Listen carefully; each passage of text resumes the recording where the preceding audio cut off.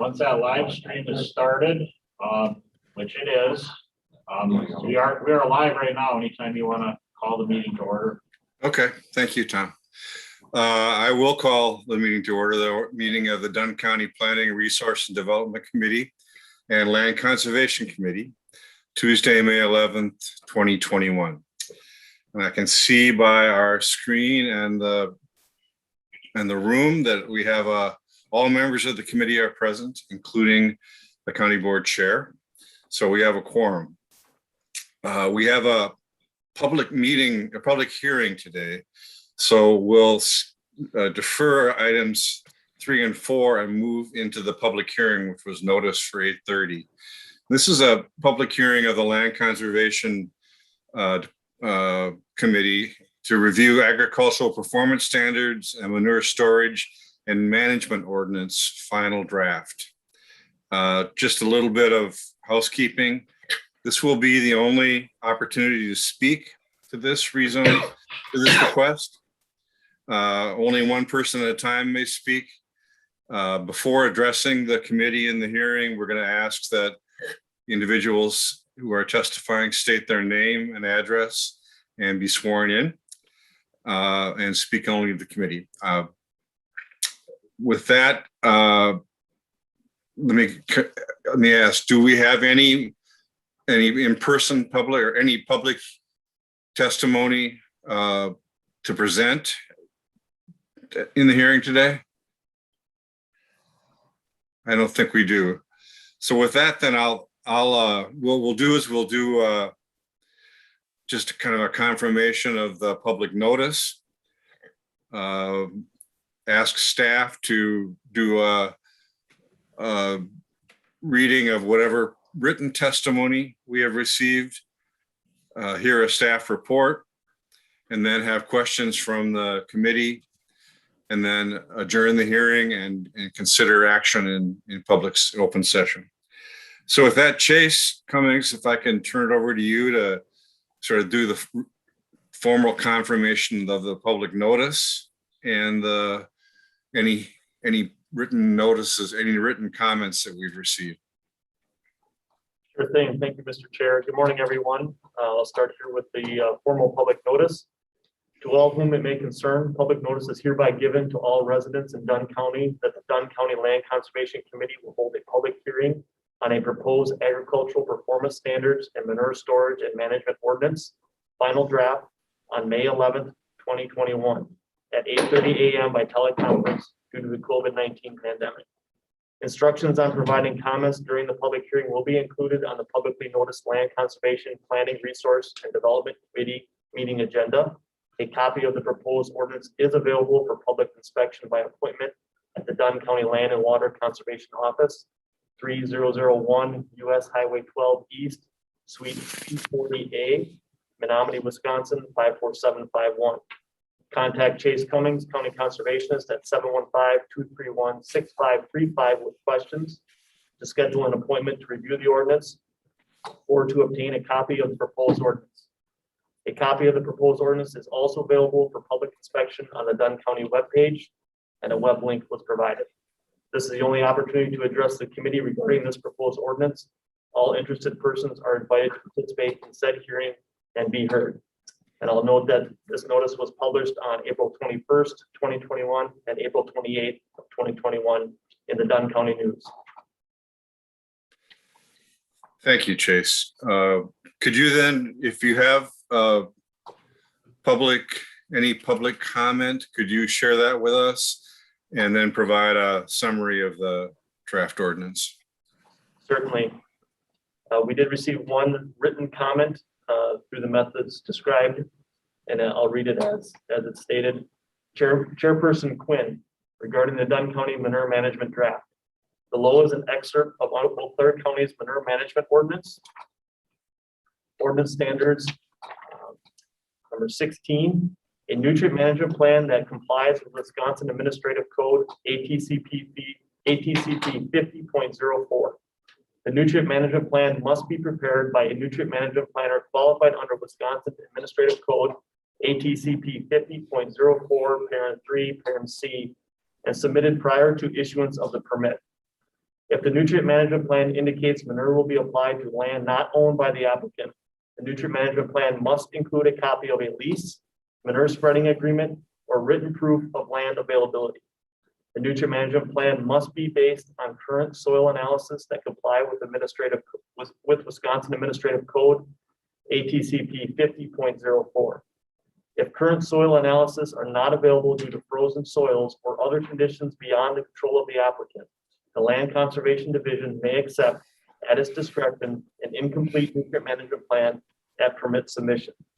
A complete nutrient management plan that complies with Wisconsin Administrative Code ATCP 50.04, Section 3, Section B must be submitted, and a certificate of use must be issued prior to use of the manure storage facility. It is my understanding that if a dairy CAFO, CAFO, seeks to expand the number of animal units it has to address its nutrient management plan as well. My concern is that this often results in additional land parcels that are involved with the spreading of liquid manure to meet its NMP. This can result in land parcels that are bordered by existing residential housing. The highlighted portion in the above excerpt of the Eau Claire County's manure management ordinance seems very prudent in any manure management ordinance. I have read reports that state that 90% of the nitrate problem in this state is agriculture related. I have also heard that the rules of spreading liquid manure in sandy soils will be changing according to a DNR person in the Eau Claire office. If Dunn County is serious about groundwater and public health and safety, it needs to address concerns of all its residents, including rural residential housing. Thank you for your time. Terry Nichols, Town of Colfax. And that concludes the public comments that were received. And with that, I can go into a staff report here regarding the proposed draft ordinance that's before you today through the public hearing. Okay. So the title of the ordinance is the Agricultural Performance Standards and Manure Storage and Management Ordinance. The current manure management ordinance, number 33, was enacted on April 18th of 2000 and was in need of updating. County staff and this committee have been meeting to discuss this ordinance since 2018, if not before. Revisions to the ordinance are quite significant, while at the same time, the revisions are consistent with the applicable state law and administrative code. The proposed ordinance is not more restrictive than that of the state. The authorities granted to the county to adopt such an ordinance limit the restrictions allowed within an ordinance such as this. Should the county determine a need for more restrictive standards than that of the state, it must adopt those more restrictive standards through different state statutes that would require a referendum or approval by DATCAP or DNR. The draft ordinance is consistent with a model ordinance provided by the Department of Ag, Trade, and Consumer Protection. DATCAP staff have reviewed this draft ordinance. A very large component of the revised ordinance is the incorporation of the NR 151 Agricultural Performance Standards and Prohibitions. NR 151 is the state administrative code that the Land and Water Conservation Division has historically implemented with assistance from the Department of Natural Resources. So the activities and facilities that are subject to this ordinance are as follows: manure storage facilities and waste transfer systems, unconfined manure piles, feedlots, idle manure storage structures, nutrient management and application, and performance standards and prohibitions, where any person who stores manure or owns or operates a cropland practice or livestock operation in Dunn County, this ordinance would apply to. The following is a summary of the proposed ordinance. Definitions have been updated to improve consistency with administrative codes. Activities subject to regulation have been updated to include performance standards and prohibitions as identified by NR 151 Administrative Code, including meeting tolerable soil loss, tillage setbacks, phosphorus management, nutrient management planning, clean water diversions, manure management prohibitions, process wastewater handling, and manure storage facilities. There's an updated reference to technical standards within the ordinance. The proposed ordinance also has a required offer of cost share in certain instances for compliance. There's updated permitting requirements, and fees have been created and adjusted, and a fee schedule will be separate of this ordinance that can be adjusted as needed through this committee. Updates, and there is also updates to enforcement provisions to allow for issuance of citations if necessary. The proposed revisions to the ordinance provide for consistency with current conservation practices and applicable state laws and administrative code. And I would also add that this ordinance, a draft version of this ordinance was before a public hearing back in December of 2020.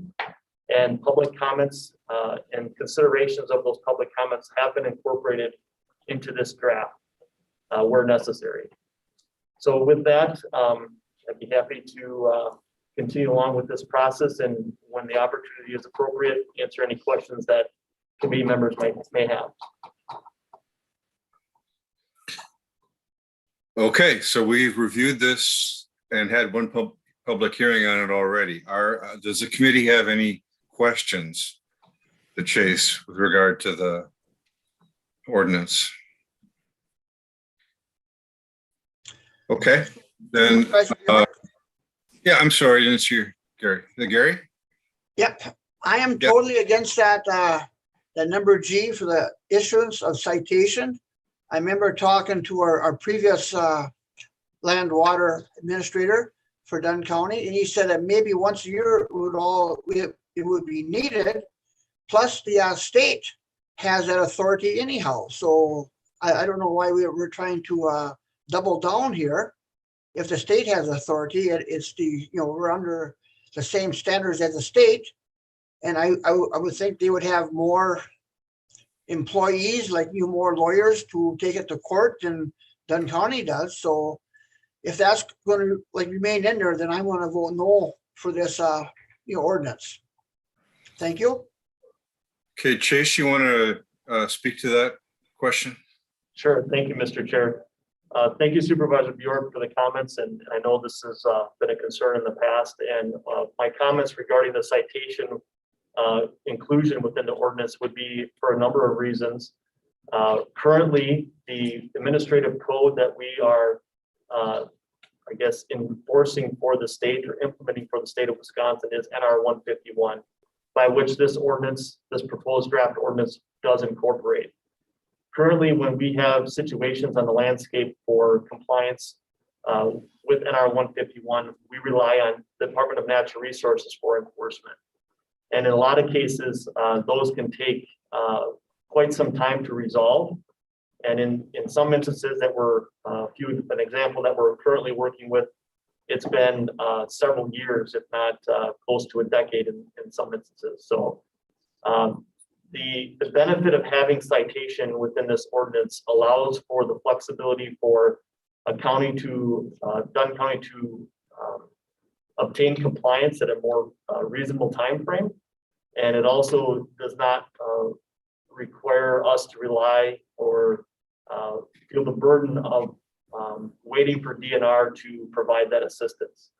DNR is very limited on staff, and we've seen that continue for quite some time, which then provides for a false assumption as to the timeline for compliance with certain situations. So the citation authority does allow us to have that flexibility to ensure that the ag performance standards are being complied with.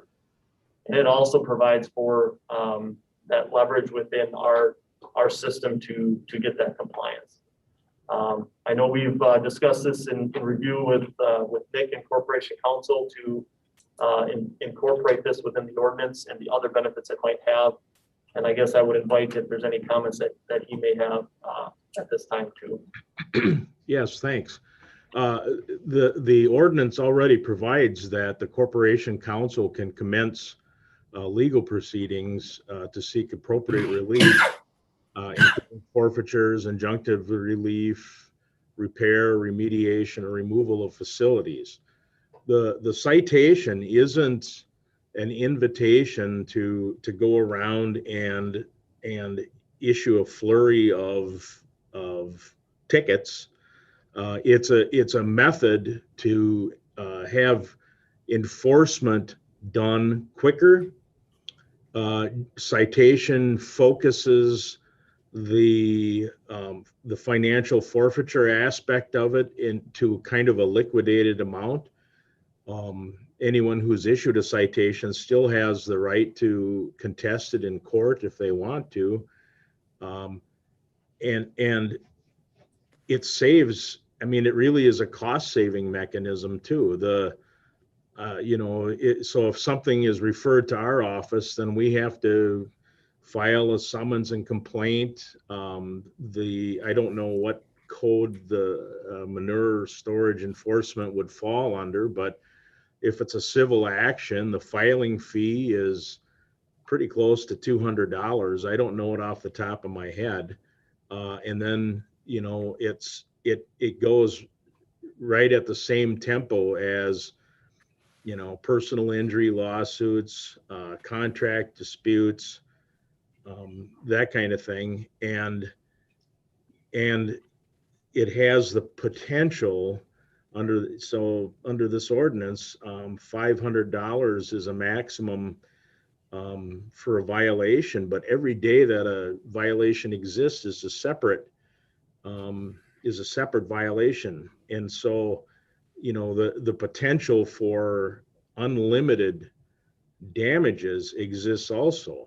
Not that that's a bad thing. It can be very valuable as a coercive aspect. When someone is facing the prospect of $8,000 in forfeitures if they don't bring their thing into compliance, but that may be just as effective with a citation where the forfeiture is, for example, $250. It may achieve the same result, but it'll do it quicker because the conservationist or designated staff will have already been in contact with whoever's in non-compliance with the ordinance.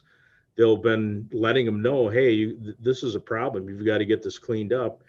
And it's designed to achieve compliance on a quicker timeline without extra cost or without a lot of extra cost to the county. And so it isn't, I think there's a misconception that citation authority is a, kind of a free for all for writing tickets to everyone. These folks are going to have, anybody that's not in non-compliance with the ordinance there's going to be a factual basis for it. There's going to be excessive runoff or contamination or more spreading than is allowed. There's going to be a factual basis for the county to determine that the ordinance has been violated, that these standards haven't been followed. And so it isn't, there's a reason, there's going to be a reason for issuing a citation, and that's going to be the same reason that a case would be referred to the DNR or referred to the Corporation Council for enforcement. And so I don't anticipate that it will increase by very much the amount of enforcement that's done. It'll just make it quicker and more efficient. And certainly if there is a factual basis for issuance of the citation, it would be appropriate, to issue the citation because there's the ordinance is not being followed, standards aren't being met, or tolerances are being exceeded. And that's the whole purpose of this in the first place. One other comment, Mr. Chair. Sure. my concern is if I would call somebody from Dunn County out to my farm for a problem, and their solution is not what I want or don't agree with, then they might say, well, either do it my way or I'm gonna issue a citation. Excuse me. So that's my concern, is that that they might have a different solution than what I would think would be appropriate, and that would just cause me problems. Mr. Chair, if I Okay, comment on. yeah, quick response is fine. Yeah, thank you, Supervisor Bjork. In my experience and how I see the actions of our division in the field with this is that we are going to exhaust our resources as far as looking for the appropriate standards and methods to achieve compliance that is listed within the ordinance and ultimately the state's administrative code. So the changes in our operation as a result of this ordinance likely will not be very noticeable in some respects, because we are currently in the implementation phases of NR 151 and those agricultural performance standards and prohibitions that are on the state's administrative rule currently, and therefore for being proposed as this ordinance. So we have a long-standing, I think, relationship within our division, as do many conservation departments across the state, of wearing the hat of looking for the most reasonable and lowest cost solution to problems. And part of that is coming to some consensus on some level with the landowner that we are working with. As a part of this ordinance and of NR 151 administrative rule, there is a requirement for cost share for certain instances. And that requirement of cost share is tied to certain performance standards or technical standards that we're obligated to follow. So solutions to potential problems can be quite wide ranging. And we're hoping that it is it is our intention to work with those landowners as much as possible. With that said, it is fair to acknowledge, though, that there may be circumstances where landowners are not willing to either cooperate, or there may not be a simple or reasonable solution to fix the problem. And at that point in time, we would need to evaluate what other solutions we have. And obviously, having citation in this ordinance is an option, but in the effort of issuing a citation, we still need to provide the remedy and potential cost share as associated. And if we're not able to do that, then we are not necessarily able to follow through on the actions of a citation if we don't have a reasonable or a standard that is followed for compliance.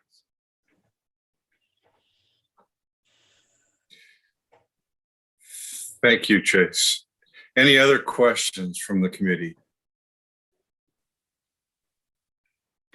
Okay, I don't see any hands or anything, so. Mr. Chair, could I provide one more comment? Sure. Yeah. I just wanted to respond to the public comment that was submitted by Mr. Terry Nichols and his comments regarding the sections of Eau Claire County's draft ordinance pertaining to that content. And we do have that already incorporated in this proposed draft. It'd be on line 518 through line 530. And the verbiage is almost verbatim to what Mr. Nichols is referring to. So it'd be number 16 there, 518 through 530. And if we were to compare that to Mr. Nichols's comments, you'd find that they are already in the proposed draft ordinance. So I just wanted to call that out while it's in front of us. Okay. Any other questions or comments from staff?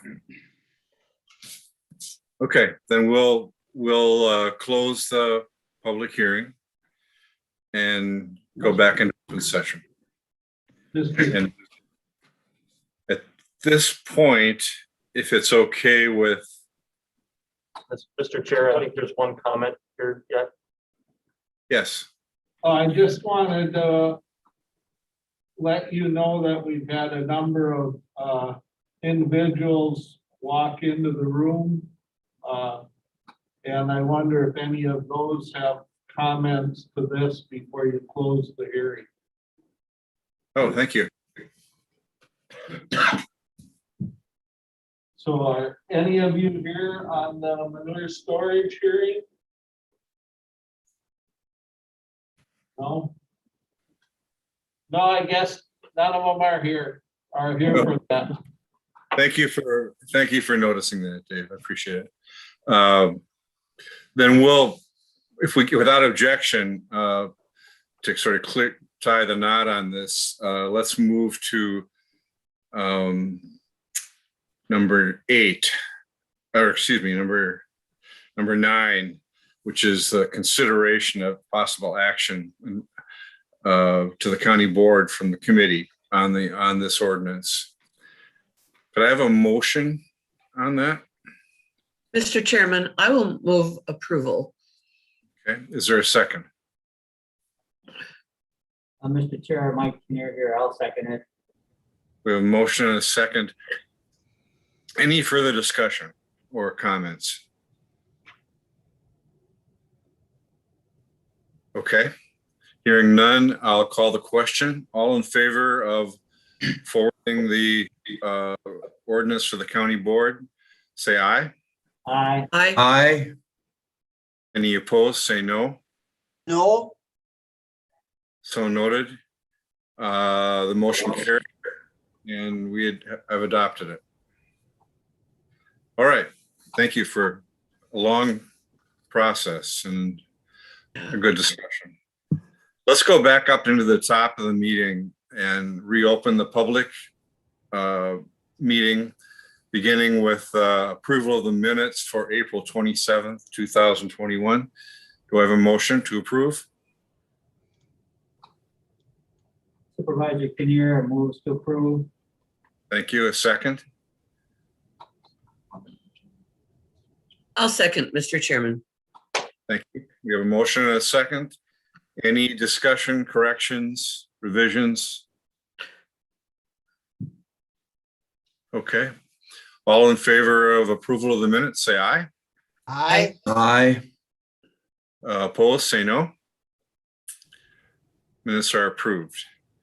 And we move on to staff reports, our monthly staff reports. 6A, registered deeds, monthly report. Tom, could I interrupt, please? Oh, I'm sorry.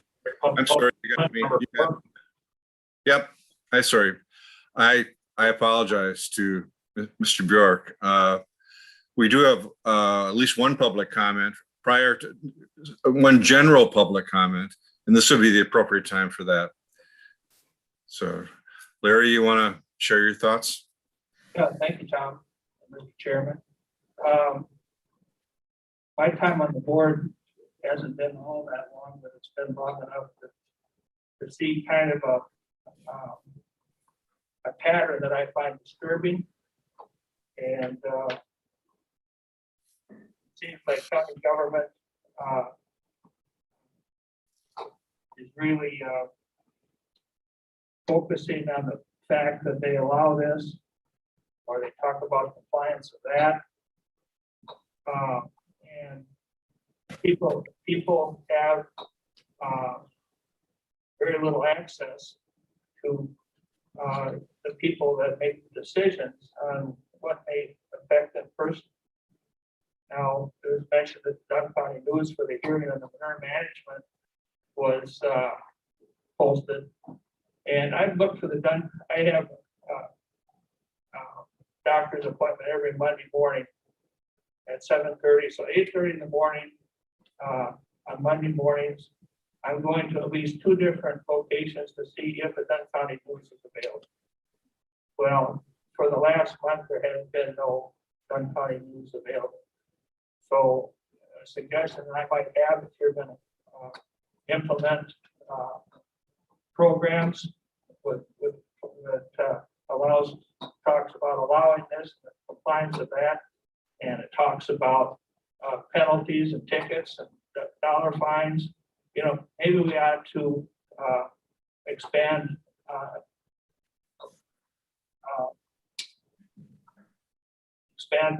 the area that people, or the chances, the opportunities that people have to request that information. I've talked to Paul Miller a couple of times on a couple of different issues, and he said, "Well, you just need to present your opinions, you know, on your computer to other board members." And you might find this really shocking, but sometimes it might be 3 days before I sit down and punch in access to the computer.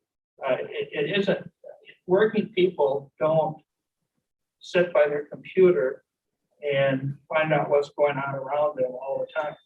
And the worst part of this is, and I think it's happened in my time on the board, is that you've changed public comment so that if a person does not make public comment at the hearing today on this manure management, for example, they can no longer speak to the board. So that means that a person that might be affected by whatever the hearing was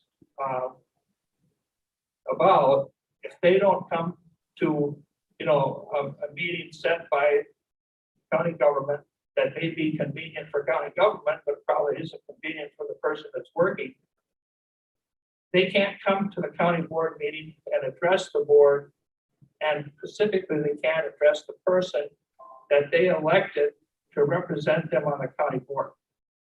So, you know, it's real nice to have public comment, but if you have public comment that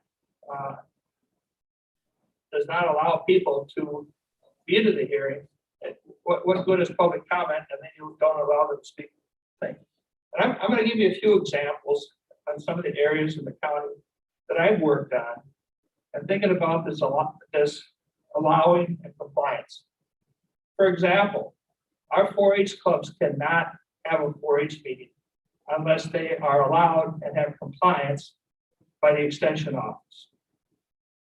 Our 4-H parents can't be leaders of their children and their neighbors' children unless they go through a particular procedure that, you know, very, very quickly, you know, turns off a lot of them. 4-H program is way down, and it's more of this compliance and this allowing this and allowing that. I mentioned when you can speak at the meetings and when you can't speak, and if you're not at the right meeting, then you can't speak at the other meeting. County government has taken role in let's just say the facilities, for example. And you know, if you're a county employee, if you're a county resident, and you pay your property taxes, and you pay them every year, and if you don't pay them on time, there's a penalty and there's all this, and then county government says, well, you know, you really don't have access to county facilities. You don't have, I can't get in this building unless it's a half hour prior to the meeting. Now we can blame COVID for all these problems, but I think it's more in that. And I think the majority of the people that are here today are here to have issue with you on the zoning of townships, the unzoned townships. And when is it that county government also is all of a sudden so much smarter than the local people and the county board, the townships that are elected by the people? I mean, you know, I know there's rules and there's regulations that have to follow, but townships that choose to be not part of county zoning, and for many different reasons, you're just telling them tough luck. We're county government. We regulate who can be a 4-H leader. We regulate how much manure you can put on the thing, and we're going to give you a ticket if you don't do what we want you to do.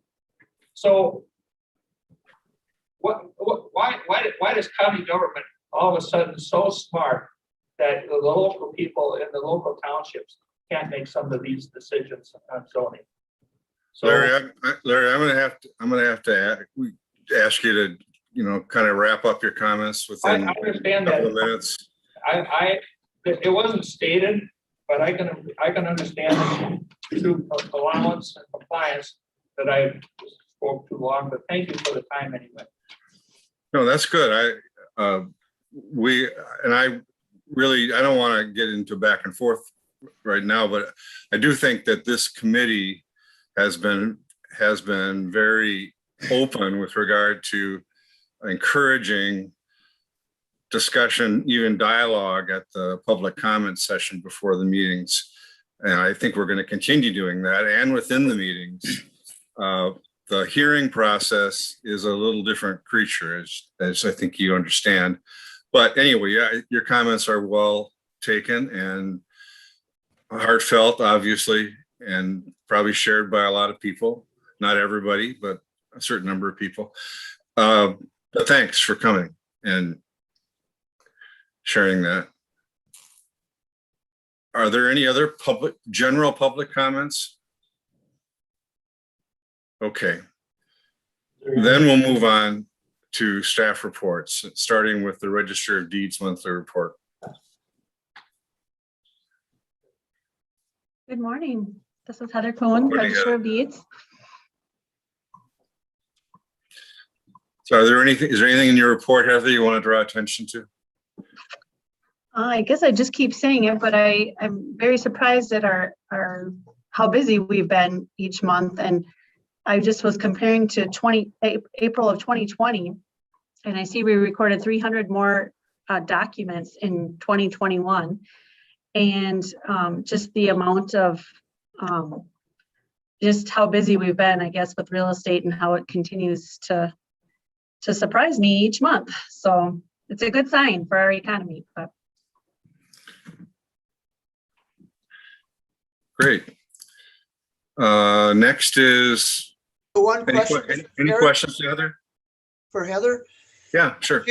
As you're in office, visits been down now compared because you have a lot more stuff online, you think? say that again, Gary. Do you think you're in office, like visits are different because you have a lot more stuff online where people can do it by computer and not have to make the physical trip down to your office? So definitely the real estate searching, because so many of the title companies and appraisers and so forth are online. They pay for a subscription to have the remote access. Definitely, we do not see the searchers that we used to see. As far as the general public, I guess that's just a personal preference, whether they're accessing our information online or whether they still want to come to the office. And the building is locked, but we still, if someone calls, we just tell them, well, give us a call when you get to the building. We'll meet you at the front door and we'll take care of whatever, if it's a request for a vital record, we'll take care of them that way too. So I guess I'm glad that the availability is there for access remote, but there's still a fair number of people that like to come to the building and speak to us directly and see for they can search free, in the office too. So yeah, it's kind of hard to tell, but because when you need access to the records, you need it. So it just depends on how comfortable they are, whether they want to come here or access the office, online. Thank you, Heather. Mm-hmm. Great. Thanks, Heather. Any other questions? Okay. move on to the reports from the Environmental Services Department. Survey Division.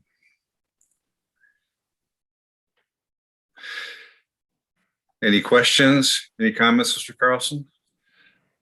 I would just echo what Heather said, that we are quite busy. Yesterday, I did a comparison last year versus this year. At the same time, last year, we were sitting at 15 certified survey maps that had come in for review. Right now, we're at 36. So it's over double right now just on certified survey maps. So, yeah, and it's just a lot more difficult with the building being closed and getting information out to people. One thing we are working on and hopeful that will be completed very soon is our online access to our survey records. We're getting very close to having that done. I anticipate in the next maybe week to 10 days or so, having that live and searchable for anyone on the internet. So that will certainly reduce some of our workload and be a huge benefit to the public. So other than that, I have nothing else to add. Okay.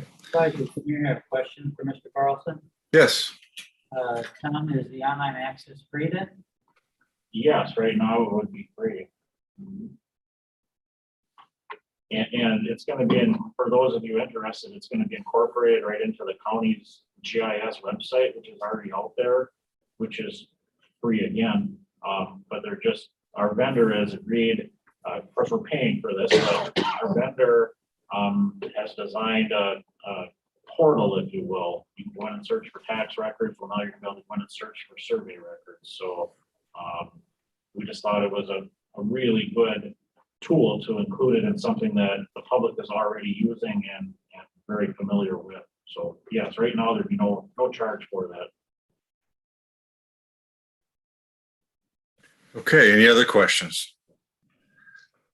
Let's move on.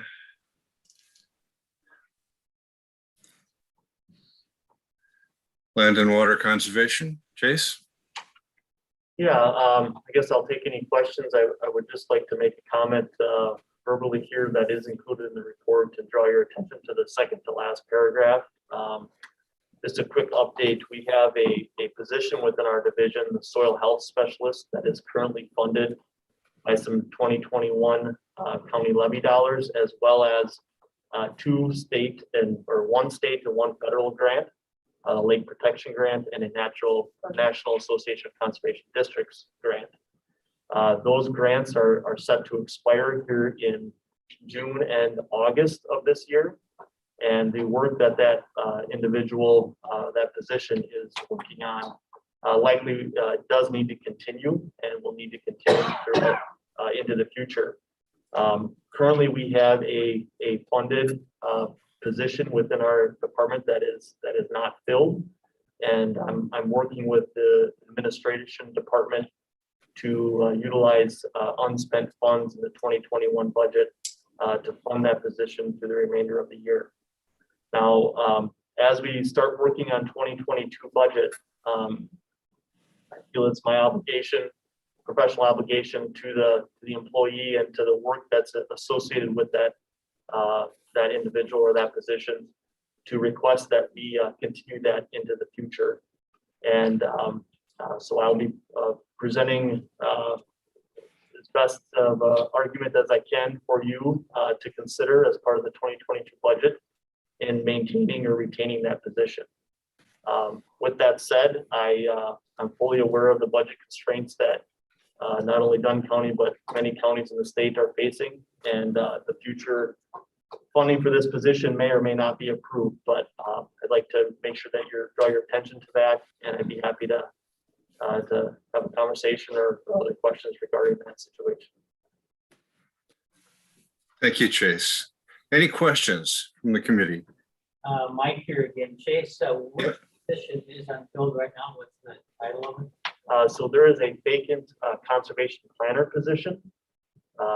It's been recently vacated by Jess Schoen, is my understanding.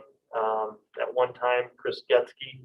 So there's a makeup there of how positions had been, individuals had moved around within positions, but it is a conservation planner position. And the current position that that the funding, the grant funding is for is the soil health specialist position.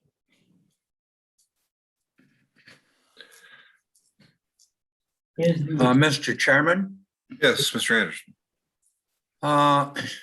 to Chase, I regret that I was not able to attend the Red Cedar Demo Farm demonstration on April 28th. I've attended that every year and it's outstanding, and I wasn't able to make it. My question is this, other than CVT students, and will that Red Cedar demonstration farm be similar planned this year as it was last year? Will there be various different conservation practices that can be seen during the year? And might we have something again in the fall?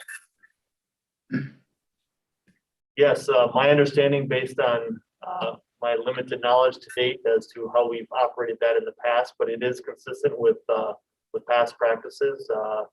Conservation practices being applied out there through cover crops, third crops in rotation, as well as year-long or year-round cover crops.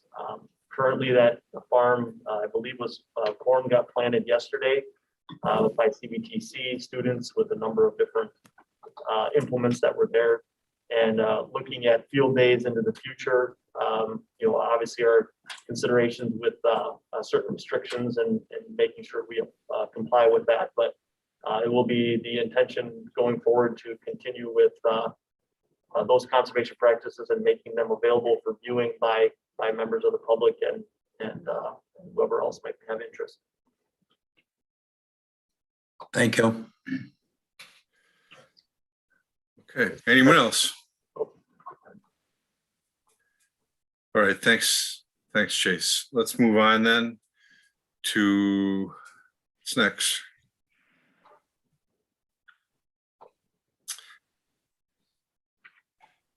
Planning and zoning, Mr. Colson. Pretty much everything I think is in my report. Just want to kind of talk a little bit about this summer, and we're looking for some help while my one inspector is out on maternity leave, and so we're still looking for. We haven't resolved that yet, and so we're still searching for a solution to that, and I will keep the committee up to speed as to what we land on and where we're going to head with that. But so really, to echo both Heather's and Tom's comments, I mean, we're busy. I mean, our zoning permits alone doubled since our last report. So I'm thinking it's going to be a banner year for zoning this year. But other than that, I think that it's just time and getting at the work right now. So I could entertain questions either about my report or other things related to zoning that are work related. Any questions for Mr. Colson? Okay. I don't think I see any. Thanks, Bob. Solid waste recycling, Mr. Girk. I'd be happy to field any questions if you have any. Otherwise, just one update since I sent out the report. I sent an invite this morning to the Solid Waste Recycling Management Board that we will have our June 8th meeting to discuss the ultimate fate of the transfer station. The growing recommendation and consensus is that we maintain ownership of the transfer station in the county and convert it to a storage facility for various departments like highway facilities and any others that have a growing need for storage.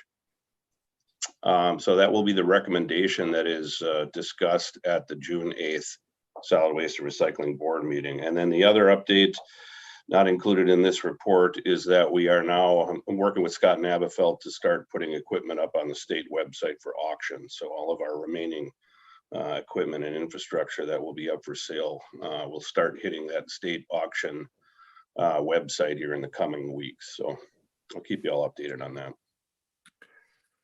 Morgan, Supervisor, could you tell the committee how much more money was made from like recycling the like metals by having them like segregated.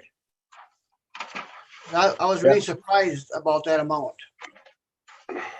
Yeah, so, you know, making money in recycling is all about sortation. The more that you can sort and break down your commodities for what the recycling industry wants, the more they're going to pay you for them. So since I've been here, we started a non-ferrous metals recycling program. Non-ferrous are non-magnetic metals like brass, copper, aluminum, that sort of stuff that before was just commonly mixed with scrap steel. If you throw it all in the scrap steel bin, you're paid the scrap steel price, no matter how much non-ferrous material you may have in there. So if you pull that material, if you sort that material as you receive it into those individual families, you make a lot more money from metal recycling than you would if you put it all in one bin. So we had a grand total of scrap metal weights of 1,340,008 pounds. That's 670 tons altogether. That brought in a revenue of 99,569. And let's see here. So that weight increase is 35% over the previous record volume that we had in 2019. So we brought in more material. We didn't necessarily bring in more revenue because, as you know, recycling markets were really hammered last year with the global crises, recycling crises that we see continuing. But we did all of the non-ferrous that we sorted instead of putting it in with scrap steel. Had we put that amount of material in with scrap steel, we would have only realized about $1,800. And instead, on the last load of non-ferrous alone, which we sent out just last month, it was 26,430. So,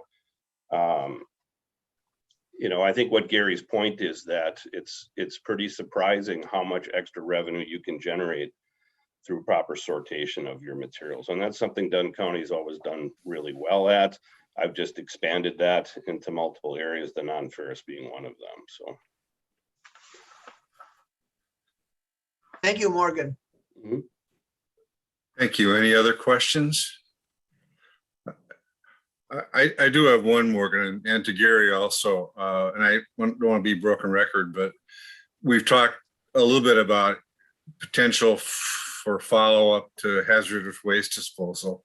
And I'm wondering if staff or Gary, if the committee has had any discussions about the future of that sort of service in Dunn County, or are we still just at ground zero on that?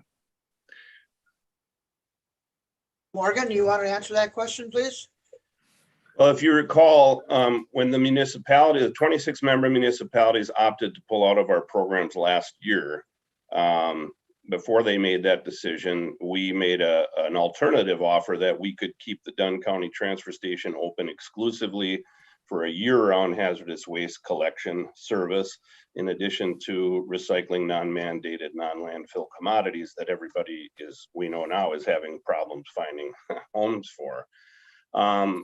They opted out of that option as well, instead anticipating that they would provide their own services for those items in 2021. The realization is that there is a lot of discussion out there and a lot of struggle with the municipalities managing those materials properly. I know of no clean sweep hazardous waste initiatives that are going to be undertaken this year by municipalities, which is a big, big problem. We have a load of hazardous waste that is it's palletized and sorted at the transfer station awaiting pickup by WRR Environmental.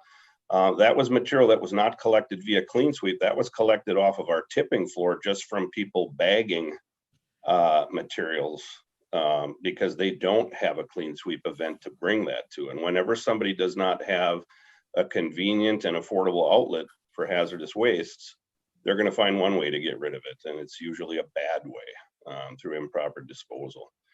So that is there's a huge need for that, Tom. And I would encourage the county to continue to think about that. I've encouraged all the municipalities to push forward with clean sweep options or hazardous waste collection options for their residents, because without it, there's really some bad stewardship involved with disposal of that material, inappropriate disposal.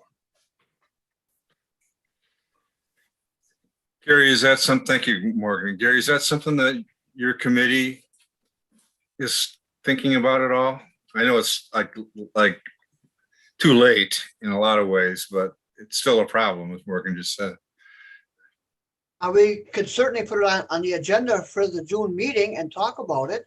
I But, wonder if, yeah, you know, but it seemed like they were so, that the municipalities were so focused about getting out that they could do it better on their own. And I think they've come to the realization that they can't cover all these hazardous waste, and they're not going to be properly, disposed of. And the transfer station still would be an ideal place for it, but we do have to have the funding to do it, to keep that open. well, I understand. I don't have, it's not to, I would say, if you could have a discussion on it, consider options. Maybe it's even a totally fee for service type option for a year. I don't know, just be one more kick at the can wouldn't hurt, I don't think, if you could. Because I know that we've been in contact with the city of Menominee, I think Red Cedar Township and Menominee Township, about like wanting us to sell it. So like a private company could come in and provide that service. But that's just like one of the alternatives. Okay. All right. Well, I understand how hard you work to try and get that discussion going. So I'm not going to belabor it. Anything else, Morgan? Is that okay? Thank you for staff for the reports. Really good to get a good update. Mr. Chair? Yeah. We have a member sitting in the public that raised their hand. They would like to make a comment. So I guess that's up to your discretion. If you want to accept that or entertain Oh, it. without objection from the committee, of course. Yeah. Tony Christopherson, Chairman, Town of Elk Mound, and we're part of COFAX RU Group, operated by nine municipalities, and we're running at a cost per capita of about $40 per capita this year. And at our last meeting, we were looking at, we're thinking that we're going to be able to fit in our budget to operate a clean sweep on a residential system. Not looking at the agriculture side, but just the residential. And we're looking at whether that can happen this coming fall yet, whether that's or not, whether it won't. Okay. All right. Thank you. Well, let's move on then. The next topic is accessory dwelling unit discussion. Before we do this, I think this is in partly sort of Tom, I hate to interrupt again, but you skipped an item. Did I miss something again? Fee schedule, item number 6. Oh, I don't see it. Where? 6C. Oh, there it is. Well, without your help, I don't know what I'd do, Tom. Okay. Proposed land division fee schedule. Okay. I'll start out here. Zoning and land conservation also are part of this fee schedule, but the bulk of it certainly is my division. Our fees have not been looked at for quite a while, and I know we've always been instructed we have to cover the actual cost of performing the review of these maps. You can't charge more, and certainly if we charge less, we're not recovering our costs. And coming up with a reimbursement schedule here is somewhat tricky because not every project is the same. I mean, we're not making a pizza on an assembly line and we know exactly what each one is going to involve. Every map is different.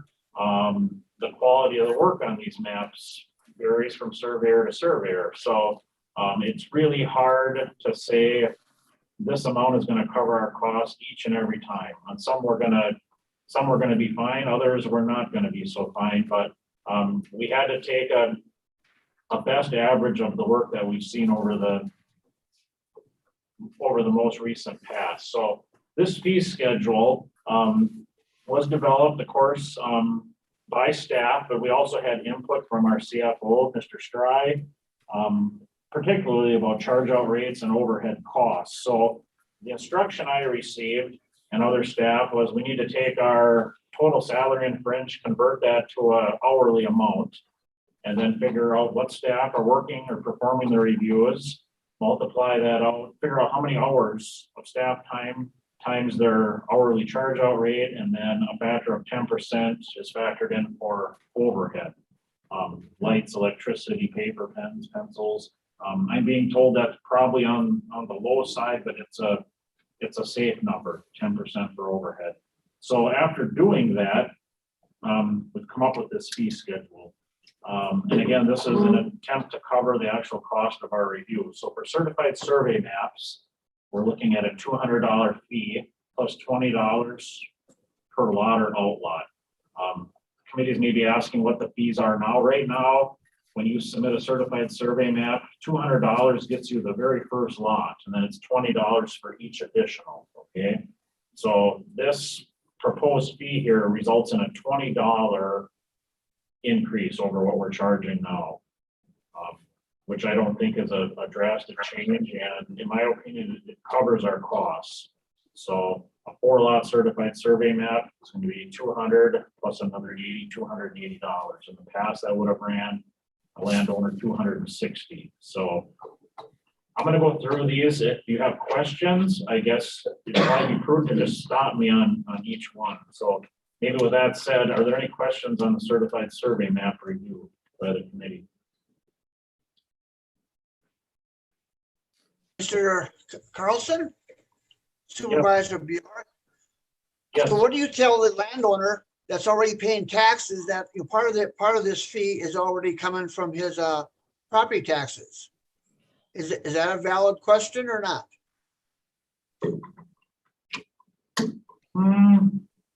I'm not sure how to answer that. I mean, it's typical for county departments to cover their costs, even though the taxpayers are paying money in to the county.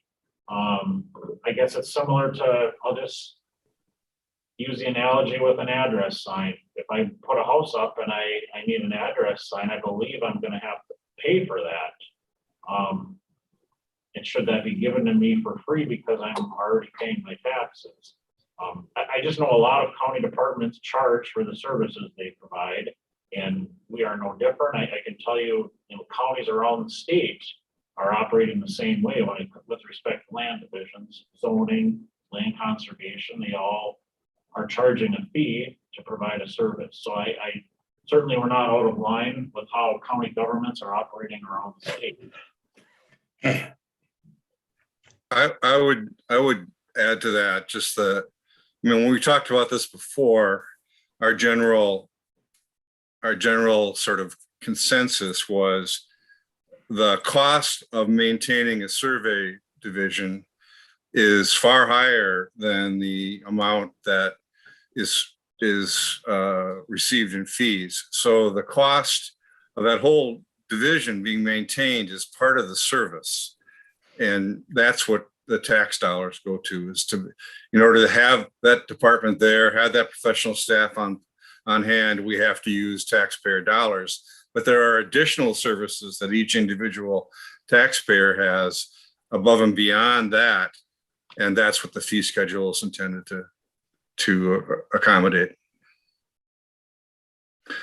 And while we're on this, I really hate to compare other counties because the temptation is there, well, County X is charging 3 times what we are, maybe we should charge the same. And really, we have to be careful that we're charging just enough to cover our costs. So just for comparison, I looked at Chippewa County and Eau Claire County. So for a 4-lot, if we just do a straight across the board comparison on a 4-lot certified survey map, in Chippewa County, that's going to cost you $150 in review fees. In Eau Claire County, for that same 4-lot certified survey map, you're looking at $1,060, and we again would be at $280. So we are in between those two counties if we we want to use those for a comparison. Any other questions on the certified survey map review fee? If not, I'll move on to the plat review. So how I have this broken down is preliminary and final. In the past, or currently, I should say, we're only charging a review fee for the preliminary plat. And in my mind, that's a problem because potentially a developer or landowner can do a phased approach. So they submit a preliminary plat that has 75 lots on it, but they might do a first, second, and third edition on their final plat. So they bring in their first, and they have 3 years from the date of approval of that preliminary plat. Within 3 years, they have to complete any final plats, okay? So if they did a phased approach and came in this fall with their first edition, it would be covered under that initial review fee. But if they came in next year with the second edition, we're going to review it and take it to committee, but we're not going to be paid for that because we've only been paid at the preliminary level. So when I look at other counties, they've been breaking it out as a separate review fee for the preliminary and for the final. And I think that's certainly a wise and prudent way to operate. So that's how I have this broken out. One thing that is changing it, so it currently, when I collect the fee for the major land division review, a percentage of that review fee collected goes to our land and water conservation department for their review. And that amount is a $250 flat fee times $10 per acre of land encompassed by the development. So if I collect $1,000, I don't keep that $1,000, a certain percentage would go to land conservation. So I certainly involved Chase in the discussion, and at the end of the day, we both feel it's best to just be completely transparent, break that percentage out that I give to land and water conservation and have their fee as a separate fee. That way people know what they're paying for. They're responsible for each portion or each percentage of the review.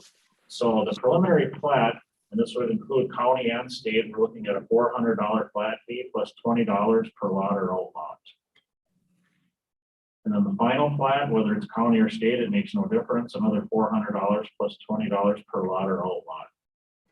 So if we look at that in terms of numbers, so I picked a 20 lot subdivision plat, which I guess is probably pretty standard. We see some with less lots and some certainly with more than that. But if we just simply, for sake of argument, look at a 20 lot subdivision plat, under this fee schedule, you're going to be the developer to get a preliminary and the final through would be paying $1,600. In Chippewa County, if we look at that same plat, so 20 lots in Chippewa, major land division would run $1,000. That's $600 less than we're proposing. And if we look at Eau Claire County's current fee schedule, that same 20 lot subdivision plat is going to run $4,835, almost 3 times what we're proposing. So again, comparisons are good, but you have to be careful because I'm not sure what they're reviewing for that. That seems like an awful lot of expense on the review side. I don't see that on our side generating that type of expense. So I think our fees are certainly in line. Again, they're between what Chippewa is charging and Eau Claire County. And I feel these numbers would adequately cover our costs. So again, a $400 flat fee plus $20 per lot or outlot. Our current fee schedule does not even address outlots, which is a problem. So that's why it's very, very specific in here. The $20 applies to each lot or outlot. And then if you remember in our draft land division ordinance, if you're doing a major land division, you're going to be required to complete a soil boring, 1 per lot. So in consultation with Bob Colson, planning and zoning, sanitation, we're looking at a fee to cover that. So those soil borings have to be reviewed by county staff. And again, their costs really should be covered. So in consulting with Bob, we've come up with a dollar amount of $35 per report on the soil boring. So if you're doing a 20 lot plat, We're gonna have 20 soil borings, multiply that by 35, that's gonna be a fee payable to the zoning office. And then with Chase's group, Land and Water Conservation, they're gonna be reviewing stormwater and erosion control. Right now, currently, they're set up with a flat fee of $250 plus $10 per acre of land being included in that plat.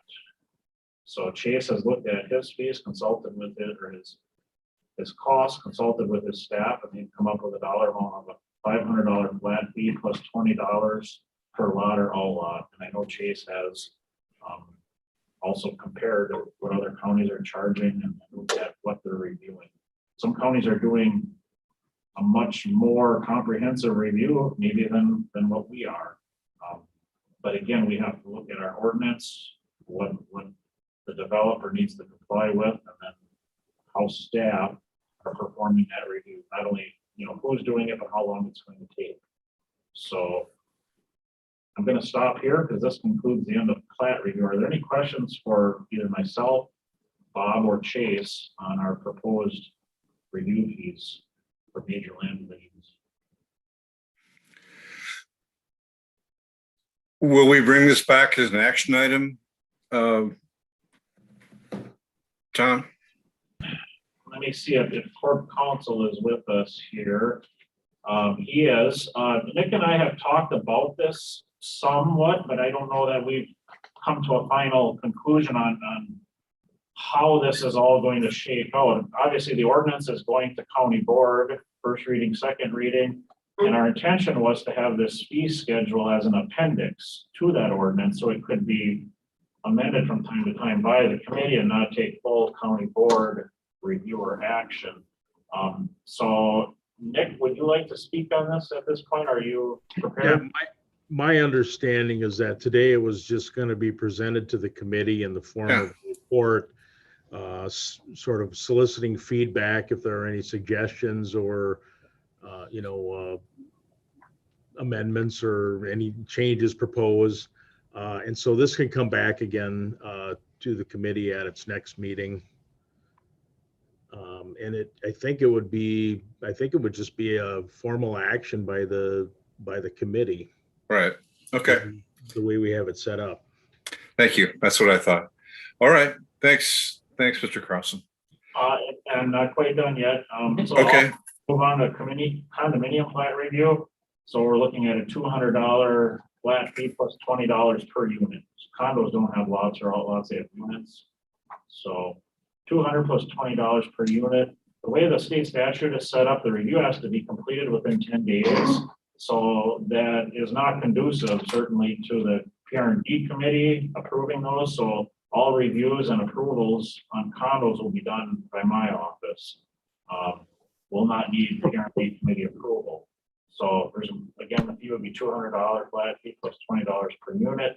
And then one other item we need to put in here is the variance. Our ordinance has a variance provision in there, and there is staff time putting together, we have to do some research, meet with the applicant, prepare a report, facts and findings for this committee, present all that information so that fee associated with that would be $200. And again, that's where somebody's looking for a variance from any provision in our ordinance.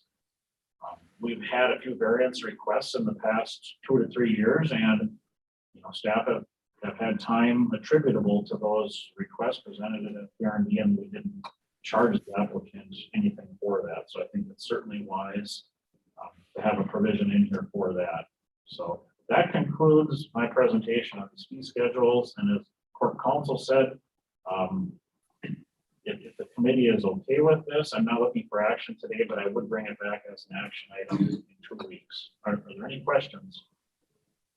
Mr. Chairman? Yes. Tom, could you remind me how long it has been since we have evaluated the fee schedule? It's a long time, right? Yes, I was going through, I did some research quickly before this meeting, and unfortunately I ran out of time, but I found a fee schedule from 2010 when we were charging 100, so on a certified survey map, 150 for the first lot plus 20 for each sometime after 2010, we bumped that up to 200. I believe it was probably 2011 or 2012. I know I started at the county in 2008, and it wasn't shortly after when I remember my predecessor looking at fees and involving the committee and changing those. I want to say it was 2011, 2012 is when our current fees were set up. So we're going on, 10 years. May I, Mr. Chairman, with a follow-up? Yes. So I was just thinking about how long it has been. And so the certified survey map, is that a sufficient increase? I mean, it actually isn't, as you've said, it isn't an increase. Is it enough to cover costs? Yeah, when I got looking at this, I thought, well, geez, the 200 we've been using all these years, we're just going to increase it 20. But again, I'm looking at staff time. That $200, I broke this out.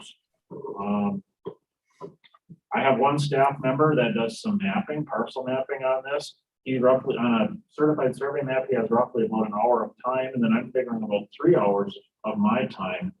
That 3 hours, in my mind, seems awful heavy on some of the simpler maps, but there's been several in the last week or so that I've been reviewing that are very complicated, and I've got much more than 3 hours time in there. So I'm figuring about 4 hours total, 4 to 4.5 hours total of staff time on each one.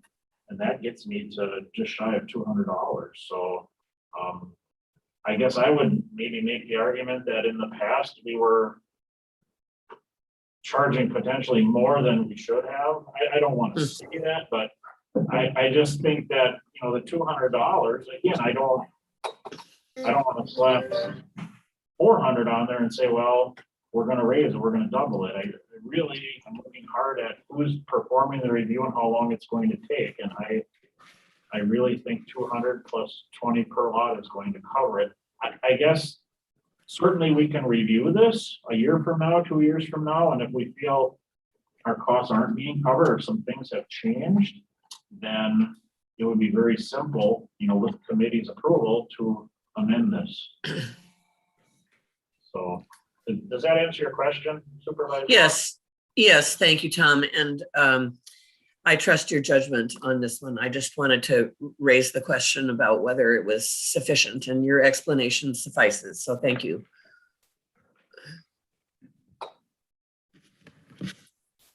Okay.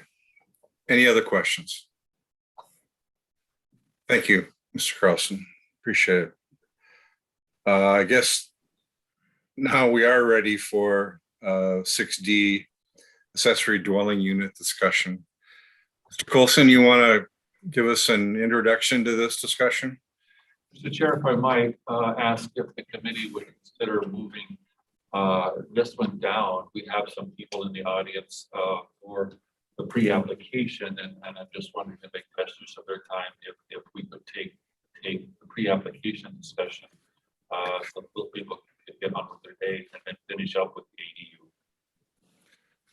I think that's appropriate. Without objection, we'll move on to item E, the pre-application zoning review for construction aggregate mine greater than 25 acres. Again, back to you though, Mr. Carlson. Thank you. Tom, if you could find, okay, there we go. So we have with us two representatives from the town of Lucas. One was remote, and that's Pilar Jarastimo, and she's on the board. And we have the chair of Lucas, Gene Ringer, and we also have the applicant, Mr. Haas. And so we received this application a while back, and I had a discussion with Mr. Haas that maybe he would like to come to a pre-application. And so if you recall, back when we amended this section of the ordinance, we put in this provision, section 136004, and I just read that one piece. The pre-application review provides the petitioner an opportunity to explain the rezone proposal, ask and answer questions, and gain an understanding of any concerns the town and or county may have before incurring expenses associated with the formal petition.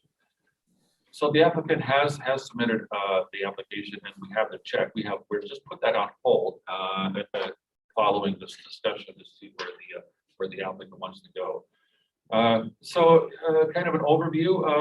Haas and Sons, they're the applicant. They are acting, if you saw in your packet, they are acting on behalf of the owner, and we'll look at that in just a minute.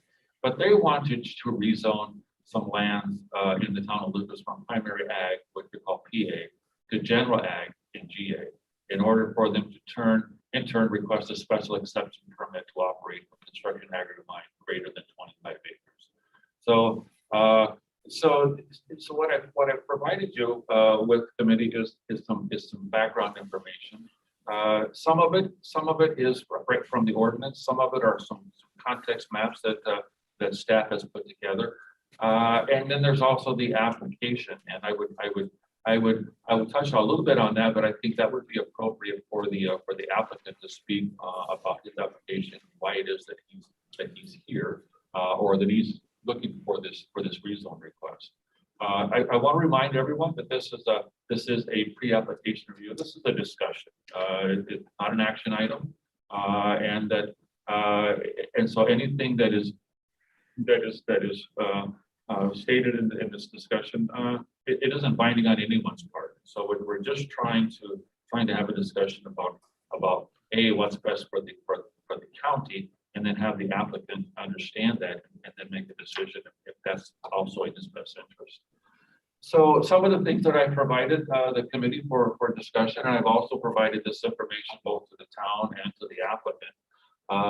And so I think the important one is item 2, which is an excerpt out of the ordinance 132607, and that speaks to rezoning out of this district. And really the piece that is probably more relevant is just the A section and A1 and which is A through D. So really what it says is that A1 is that the PR&D committee has to do all the following prior to the rezone, and 1, A, B, C, and D. The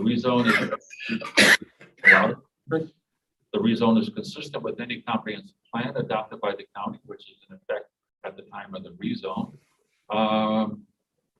The rezoning is substantially consistent with the county farmland preservation plan certified under Chapter 91, which is in effect, and it will not substantially limit or impair current or future agricultural uses or other protected farmland. So that's kind of that. Down, please, Tom. So the reason that so number 3, the reason that the applicant is here is because they want to own, operate a construction aggregate mine, but they wanted more than 25 acres. And so 25 acres or less than 25 acres are allowed in IA, which is intensive ag, PA and GA, and in the industrial district. However, if it's going to be greater than 25 acres for the life of the mine, it's only allowed in GA and the industrial district.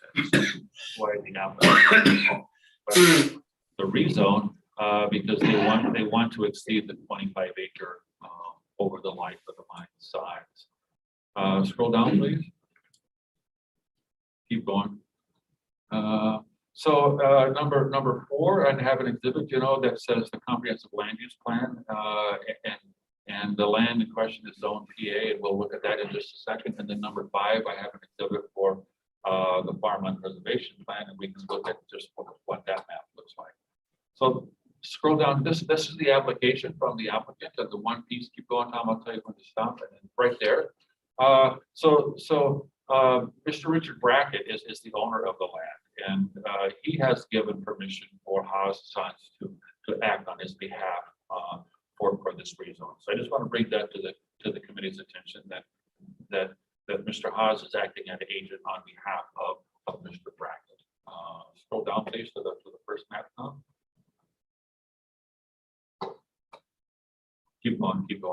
This is all Mr. Haas' report. I'll take it. So there'll be a color map. There we go. So just so that this is kind of a context, just so that everyone knows where we are in the world. So So the parcel is outlined in the dark black line, and I don't know, is there a pointer in here? Is there a laser pointer in this room? Okay. I think Tom Carlson, you have one? Okay. So it's I could just go up here and then you can just scroll for me, Tom. That would be okay. And I was trying to stay out of the way. So obviously this is the parcel in question. This is County Q, and then the town hall for Lucas is here, and just so kind of reference Coyotes is in there up in that area, so that we know about where we're at in the world. We can go to the next one.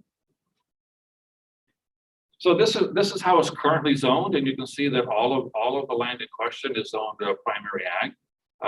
It is to the north. There is some general ag, and then there's some light industry a bit further away, but so that's really just how it's currently zoned. Scroll down to the next one, please. And if this one, Tom, if you could zoom up and really keep going, okay, now just scroll up and let's find the town of Lucas. Okay, so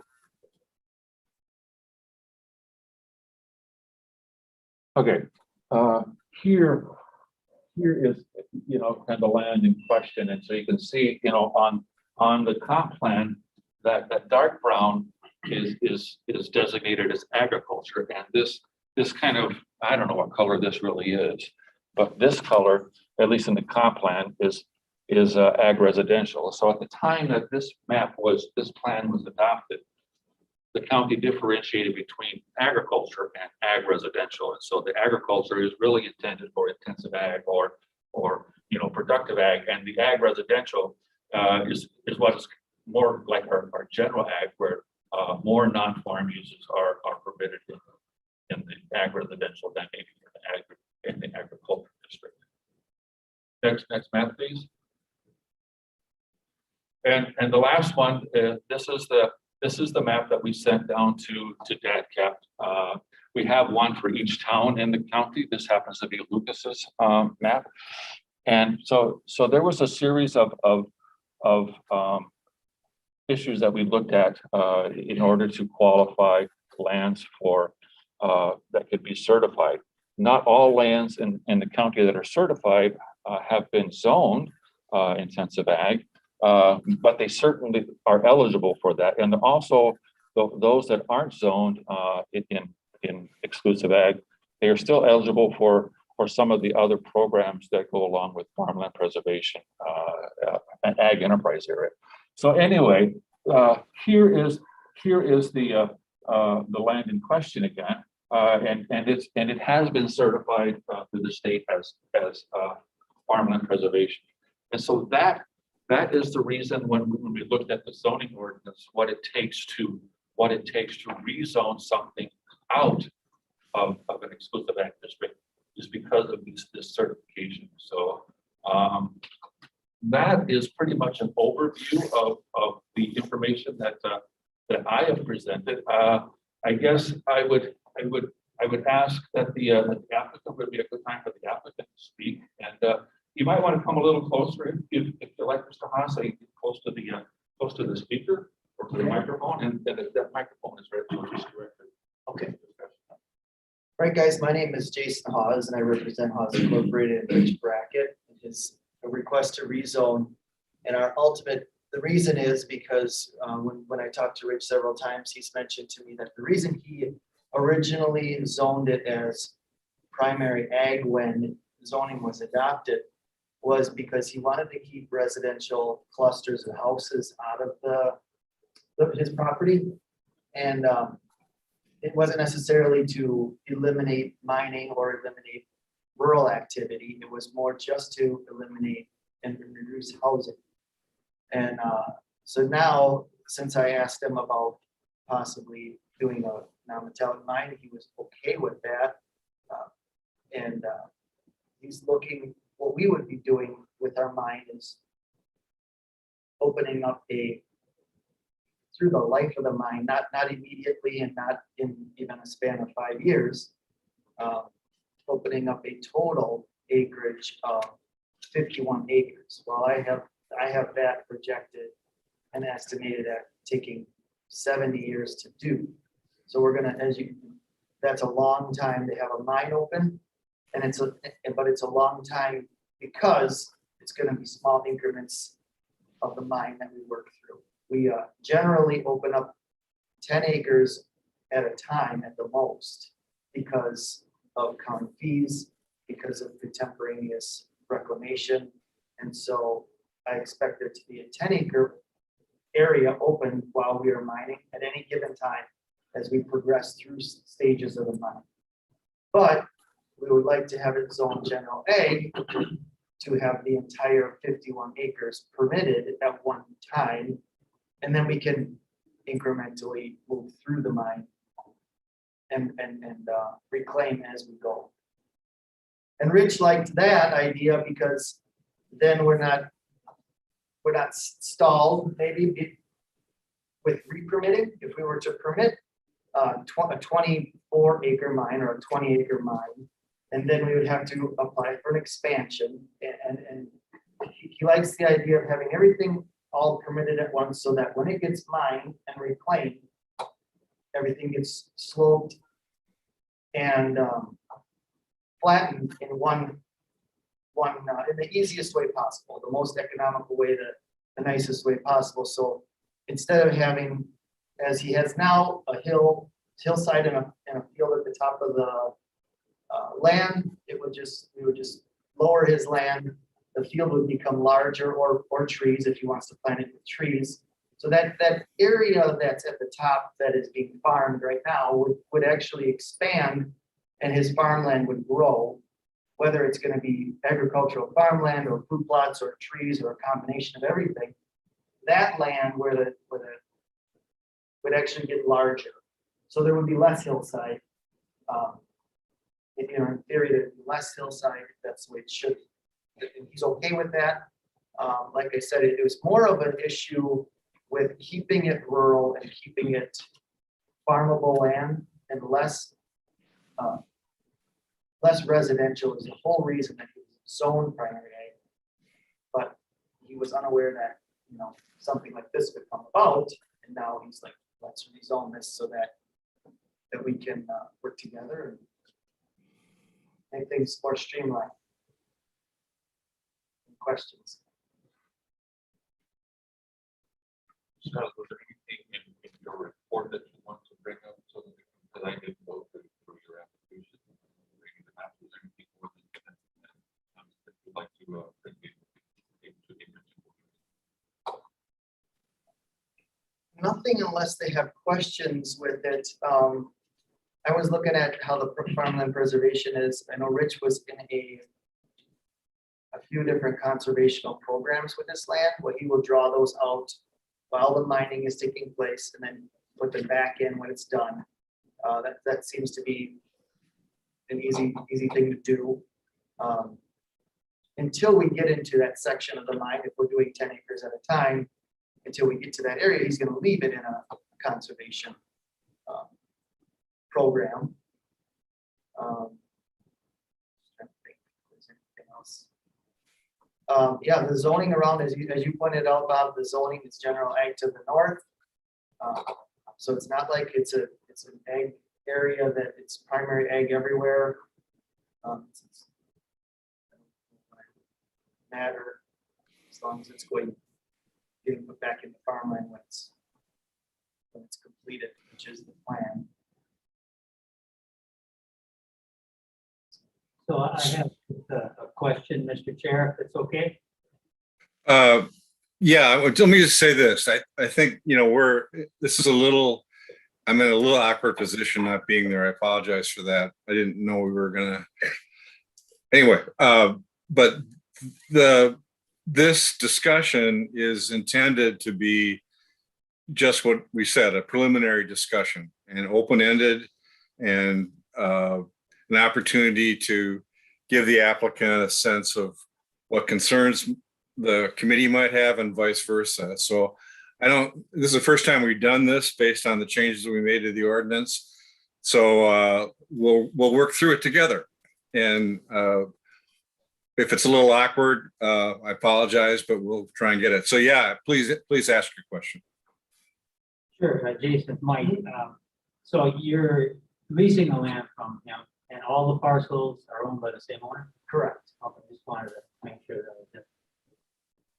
And as far as neighbors, the town's opinion, someone else can speak to that. As far as neighbors' opinions or the town, they can speak to that. Yes, they can. We did have a meeting with the town of Lucas, and there was concerns about blasting. There was concerns about dust, noise, general concerns that are typical in all mines. We are regulated for dust and noise. Our blasting is also regulated, heavily regulated. I assured the landowners surrounding that, or at the meeting, I should say, that our blasters would be able to put seismographs and take pictures and stuff of foundations and provide peace of mind. And then we could also put in writing that if things are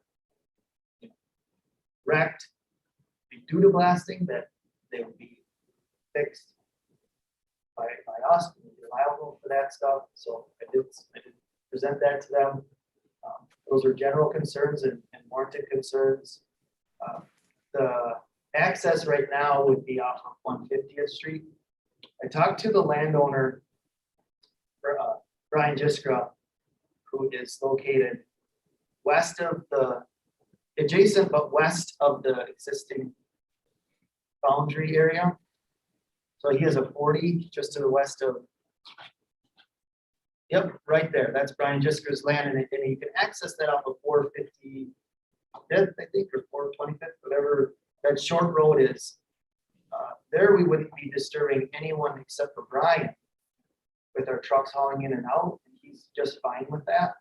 So that's an option that I'm bringing to the table as well. And when I'll talk to Gene and the town about that, maybe that's something that would satisfy the town as well, versus using 150 if they go past all the neighbors. And I assume that in your lease, you would talk about reclamation and the process in a detailed way. Yep. I wonder if it would be helpful to have, I know there are several folks from the towns there. Maybe at this point, could you provide some comments and thoughts?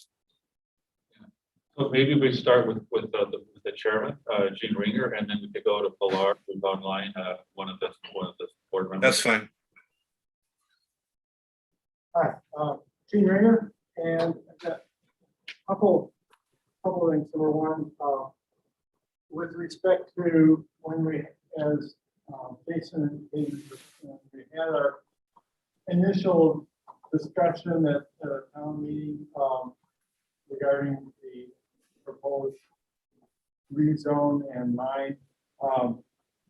There are a number of community members that expressed concern about the mining operation and addressed many of the public health and personal problems involving property values and such with respect to locating a mine in this agricultural area. So it's not there are community members that do have expressed and do have concerns about that. I do have one question for Bob, and that is with respect to the 25 acre that you cited, or less than 25 acres. Can I get a clarification on what governmental non-metallic mining operations are? Does that include? And I think that's different than construction. It is. It would be government owned, so if the county owned, it's. As I see it, the only area under IA that would be allowed is government for 25 acres or less. It very well could be. Okay, I just want to make sure that we have the understanding and Jason has understanding, because based on our conversation and what was just presented was that under conditional use, they might be able to do a less than 25 acre mine on this site with the PA. Yes. And according to the regs that you just shared with me, I don't believe that's true. 25 acres or less in the, It's only government. I'll have to, I'll There is revisit nothing that. with respect to construction. I think the other term was construction materials. I'll review that, Gene, and then get clarification on it. My Yeah. understanding is that 25 acres or less is allowed, but I'll get a clarification. Okay. And let's see, that was actually, that was my main question. Oh, the other question is, under the 4 categories that have to be achieved, Yes. under the, for the rezone, I'm just looking at that here. I'd like sort of a clarification on, I'm trying to find where it is. We can bring it up on the screen. Yeah, basically it is, find it. Tom Carlson, can you scroll up and find the first page that I brought up? Oh, here, I got it here. There we go. Okay, under part B, the rezoning will not substantially impair or limit current or future agricultural use of other, okay, so that's adjacent land. Yes. Okay. Or it could be even on the same land, I mean, if it all wasn't going to be used, or still some could be used for agriculture. So, I mean, are there any other questions? I mean, the town is just starting in on this process. We resorted to our land plan commission, and they're reviewing it and giving their recommendations back to the on board. But that's where we're at. We just started the process, and they don't have haven't had a public hearing or anything per se. It was more that public comment that was suggested earlier, and that the at our board meeting, people were talking and discussing it and sharing concerns. And that's really the reason for today's meeting is the pre-application is to, just to have these concerns, questions addressed, so that the applicant can decide if it's something that he wants to really pursue, because then you would know, at least a barometer of where the county is and maybe a barometer as to where the town is leading, and then you can decide where it wants to go. And another comment in that the rezone with any comprehensive plan adopted by Dunn County, that includes all the townships. Correct. Correct. So that by reference, that brings your plan into the mix. Okay. Is there any other questions that for the town that people might have? Do you have a time frame, like two months? Do you think that I don't know, maybe? Well, I guess we feel it's important enough to the community that we're going to take whatever time it takes. And that, the commission asked if they need to get everything done by tonight's meeting. I said no. That we wanted them to be sure that they take the time and do it right. So we don't have a particular deadline that we have to achieve in order to. There isn't. go through the process and hopefully have fixed. And just to confirm, for a rezone, the townships do have veto power, correct? Absolutely. So, anytime that there is a map amendment or rezone, we typically, request that the applicant go to the town before they submit the application to understand the town's position on that. And if the town's position is that we support the rezone, then the applicant knows where that is, and it doesn't mean that the county will follow suit, but at least the town is on board. If the town objects to the rezone, and the applicant comes to our office and we know that the town is objecting, we would have a very pointed discussion, says, it's your right to request a rezone.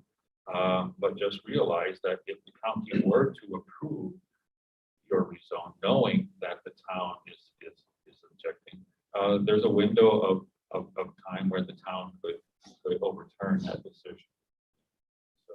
So the applicant always has the right to go through, and if it were approved, then there is a window of time where the town would have to object, otherwise it stands. But yes, the town has the ability to overturn or veto a land use change in the township particular. So.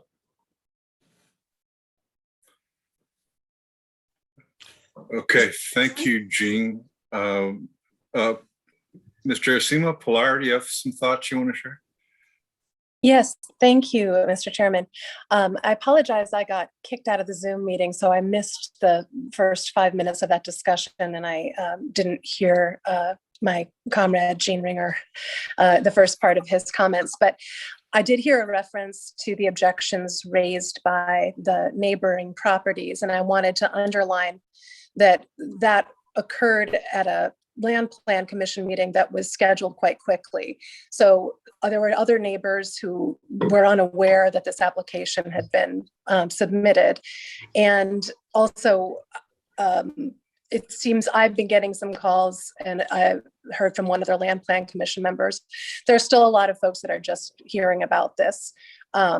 So we have heard pretty vigorous objections on the part of surrounding residents. And I do think it's very helpful for the town to hear a review of these requirements as they're listed in the county zoning.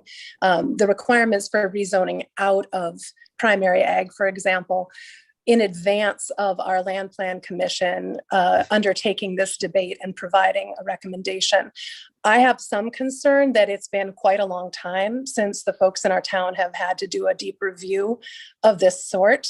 And I want to make sure that the discussion does not degrade into considerations that are really post-rezone conversations about the operational plan for the proposed mine, for example. I think it's very important that some guidance be undertaken by the part of the Land Plan Commission and our town board to make sure we're actually considering the relevant questions, which is, does this meet the standards that are outlined in the document that Mr. Colson enumerated at the beginning? So far, it appears to me that there's a kind of tendency to veer into, is this mine going to be disruptive, or what are the hours of operation, or how much crushing or grinding or traffic? And I do feel a lot of that discussion is both premature and maybe lending the sense that this is a further down foregone conclusion than it is on the basis of the requirements in the zoning. So both at the level of potential conflict of land use and the sort of rural character question, as well as, obvious concerns that the neighbors have about property values and quality of life. I just want to make sure that we get good counsel as a town board and guidance from the PR&D group around how to proceed with the discussions we're having, since it's been quite some time since we've undertaken this kind of consideration. Thank you. Mr. Chairman? Yes, sure. I just like one comment that I've had. I think that 50 plus acres is pretty big to permit at one time. Personally, I like smaller increments where you can see how they're doing for reclamation, and they have a little more history. And to open up like, that size one, you don't really get the history of it. So personally, I'd like to see that 10-acre increment. You do 10 acres and then I reclaim that 10 acres. And you can see what kind of history they have and what kind of stewardship that they're doing. So that's just my comment. Thank you. Okay. Anyone else have an observation or a question? So, yeah, Chase. Sure, yeah, the term reclamation has been mentioned several times. I think you're probably already aware, Mr. Haas, about the reclamation ordinance that counties have, and in particular related to administrative code at our 135. So as you progress through this process, just keep us in mind when that time is appropriate to continue those concepts of reclamation to make sure we're meeting those requirements. So obviously that's maybe a bit premature right now, but it is something that I just want to make sure we're reminded of. Yep. Anyone else? Mr. Chairman. Yes, Pan. I suspect this is very preliminary, but I just, at this point and with very limited information, I would have some concerns about suitability in an area that is farmland preservation. I would just raise that issue. I don't have any specifics to address at this point, but I do have some concerns. Okay. Other thoughts? So again, the intent here was to provide the parties with the applicant in particular with an opportunity to share their plan and to get some reaction and discussion from the committee with regard to the sorts of things that we would be looking for if we were presented with this plan or that might need to be modified. And it seems like a number of them have been noted, including the general need for the town to be supportive and the requirements for that Mr. Asimo outlined with regard to transfer out of the zoning for ag zoning. So those are all challenges that need to be overcome in the planning. And I guess we leave it there. If Mr. Chairman? Yes. If I may, I apologize. I did want to make one more comment. This is Pilar, Sure. Supervisor with Town of Lucas. I did want to, at the prior conversation that we had about this, the special permit for expansion on the part of the Gates Quarry, which is also in our town and going through consideration right now. There is a lot of mining activity or quarrying activity in our town. And I did raise the question also, I think I'd like the PR&D to consider about cumulative impact, namely that there are currently 4 operating quarries or pits in the town of Lucas, including one that is now expanding from 50 to 100 acres if their permit is allowed. Additionally, there is a large quarry in Elmwood, which is just a few miles from here. So there is, I think, a question about, in addition to the suitability of the land in question with farmland preservation, a sort of totality of impact of aggressive or growing mining activity within our town. Again, understanding that this is, the resource is where it is, which is an argument that has been made by Milestone as well as by Haas, and understanding that there is always some potential economic benefit both to individual parties and potentially to the larger community. I would like to just make sure that we do consider the cumulative impact of this type of activity in a community that is both a mixed use residential and largely agricultural area, whether or not there's a need for additional quarried materials coming out of this town of 750, I think we are. Thank you. Thank you. Mr. Chair, if there's no more comments, maybe I'd like to just bring everyone's attention to a couple things before we close out here. Please. Yep. Okay. Oh, Yeah, I'd just like to bring the committees and towns and the applicants' attention to a couple items, just to make sure that we're very clear in terms of what it's going to take to rezone this. And so, Tom, if you could scroll down just to, I just want to go up just to the ABC, to the ordinance. You're on the same page. Okay. So I just want to make sure that up to the top there, Tom. I'm sorry. Keep going. It's I want the ABCD. Keep going up to what it takes to rezone out. Number 2. There we go. I want the committee and the town and the applicant to know that number 1 is going to be if you can't answer yes to every one of those. This isn't 3 out of 4. This is everything. And so the rezone land is better suited for a new use not allowed in this district.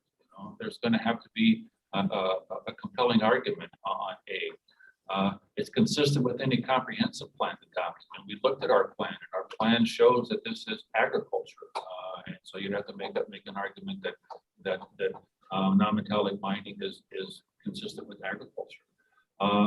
It's consistent with our farmland preservation plan certified, and we went to a lot of effort to certify with DADCAP, and DADCAP is very concerned about the time and effort that they spend in certifying, and so this piece C also it brings into play the farmland preservation plan, and that indeed that we will uncertify this land if it's going to go in this direction. And that it won't limit current or future ag uses to protect for protected farmland. So this is pretty much the formula that the committee will be expected to, at least the minimum that the committee will be expected to address in order to make a recommendation going forward. So I think the challenge on the applicant is to make a compelling argument that would convince the committee that A, B, C, and D have been met. And then if there are other concerns that the committee has beyond that they have those discussions with the applicant. So I just wanted to be very clear that piece is key to this whole discussion.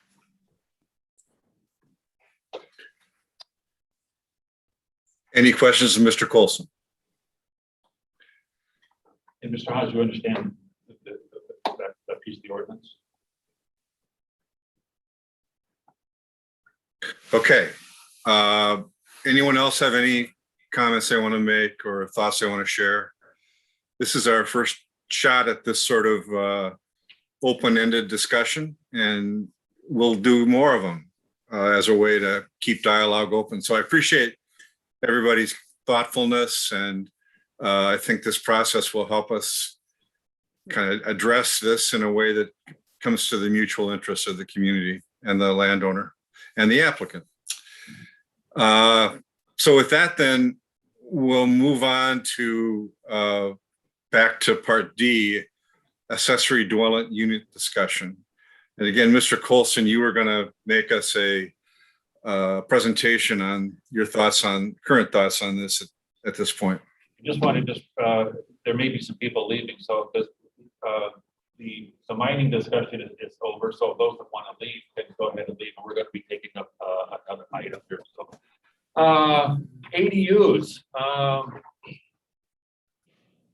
This has been a discussion topic in the past, and I think that what I wanted to do is to at least lay out the options that zoning sees, and maybe some of the pros and cons of these options as a means for the committee to provide direction to staff as to which way, if any, you want to deal with ADUs. And so I just wanted to give you just a little bit of background. I mean, we don't have exact numbers, but we get on average, 7, 8 requests a year. And over that time, I went back over the last 5 years and just reviewed those discussions and those requests. And all but one, the applicant opted to follow, the options that were available to them. And I think that it's also important to note that, our ordinance has been in place for many, many years, and been requiring a single accessory or primary structure on a parcel. And there's the reasons behind that. We could get into that debate if you need, but that's been in the ordinance for a very long time, and it seems appropriate. It also seems appropriate that there are people that with changes in their lifestyle and changes in family that want to live close or next to their family, and so trying to find some resolution to that, so that this can happen, that the county ordinances will allow ADUs in some fashion, but it needs to be, what was considered the best or the most effective and efficient method for permitting those. And so I think that there's a couple options. I'll go option A if we could scroll down some. There's really 3 ways that I could think of that we could go down this path, and it could be that it's a combination of all 3. It could be 1 or 2 of them. Thank you, Jason. And so so A and B look at involving the Board of Adjustment in this decision, and A looks at, all right, so part of the concerns that when we have people on the phone and they're told, well, maybe you could split the parcel, but we have a lot of our land in the county is zoned general ag, and if you don't have more than 8 acres, you can't split it. Even if there's enough land to create 2 parcels, we won't allow it to be split. And so, and in the residential district, there may not be, it may be 1.8 acres, and there's not enough land to split it to create 2. And so it seems that one of the areas to consider would be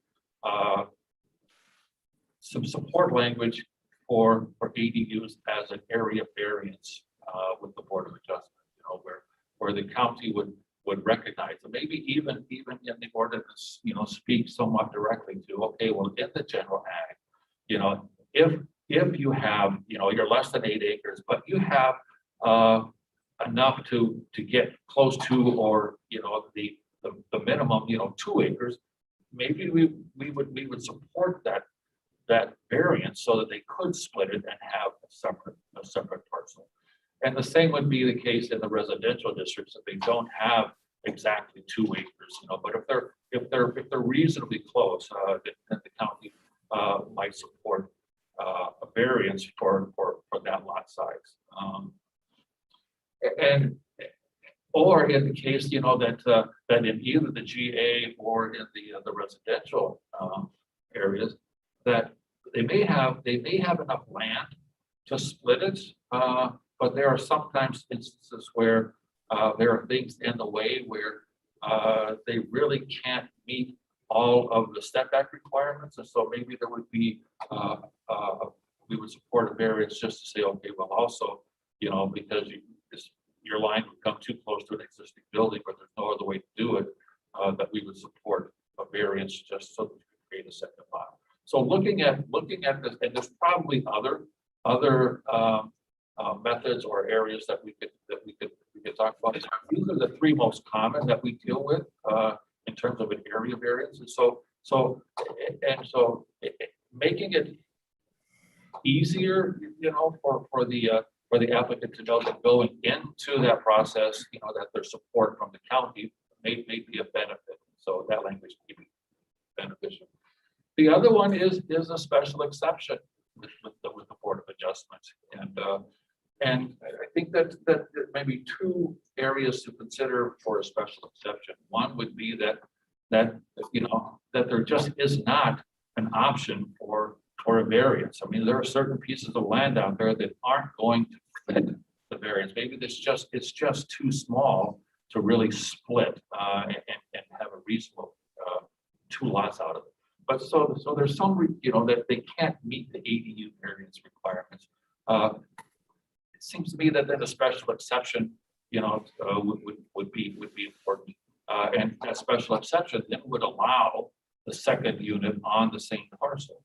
And either through the ordinance or just rely on the Board of Adjustment, there could be some conditions placed on that second parcel, just so that we know that the intent of the second parcel is being met by the design of the structure that's going on there.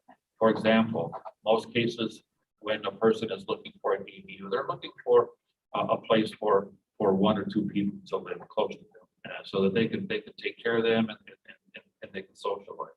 So normally, and in the cases where people have added on to their home, they've added on, more or less, the area of maybe like an efficiency apartment. And so if you went to the special exception route, you may consider limiting the size of that unit, just so that we know that, spoiler alert, that none of us are going to live around it, and that this land is going to be sold at some point, and that the next landowner getting this land, if he has the land and let's say it's a 600 square foot accessory dwelling, and they're going to rent that out. At least you're not going to be getting a big family in there. It's going to be probably conducive to what's in the neighborhood, or maybe conducive to what the use was before. So constraints on maybe, if you are going to have a second unit on there, let's make sure that second unit fits the intent of why we're allowing the second. Or and that could be language that is written into the ordinance under the special exception. And then if we go to the board, they would hear that, and then they could also agree with those conditions and or place additional conditions. Or we could just simply say, it doesn't matter. The variance is not as important. Let's just simply allow ADUs as a special exception, and then let the board decide case by case, whatever conditions that they're going to place on them. And so those are the kind of the two options that deal with involving the Board of Adjustment. And I think it's really important to understand that you can scroll down, please, now. Understand, the significance of involving the Board of Adjustment. Yeah, we get it, that it's cost $650 to go before the board. And it's time, it's going to take some time. But when we're being asked to bend the rules, or we're being asked to allow a second unit on places, I think it's important that there is some oversight. The Board of Adjustment fits that role very well for a lot of reasons. I mean, they can place conditions on their decisions, but also over time. And I'm thinking of the person that is going to be sitting in my chair after I leave, and there is a complaint. So we have two units on a single parcel, and the neighbors aren't getting along, and there's things that are going on in there, and so there's a complaint. We have limited staff, and I don't foresee that we're going to be really flush on staff going forward. And so dealing with complaints is really difficult.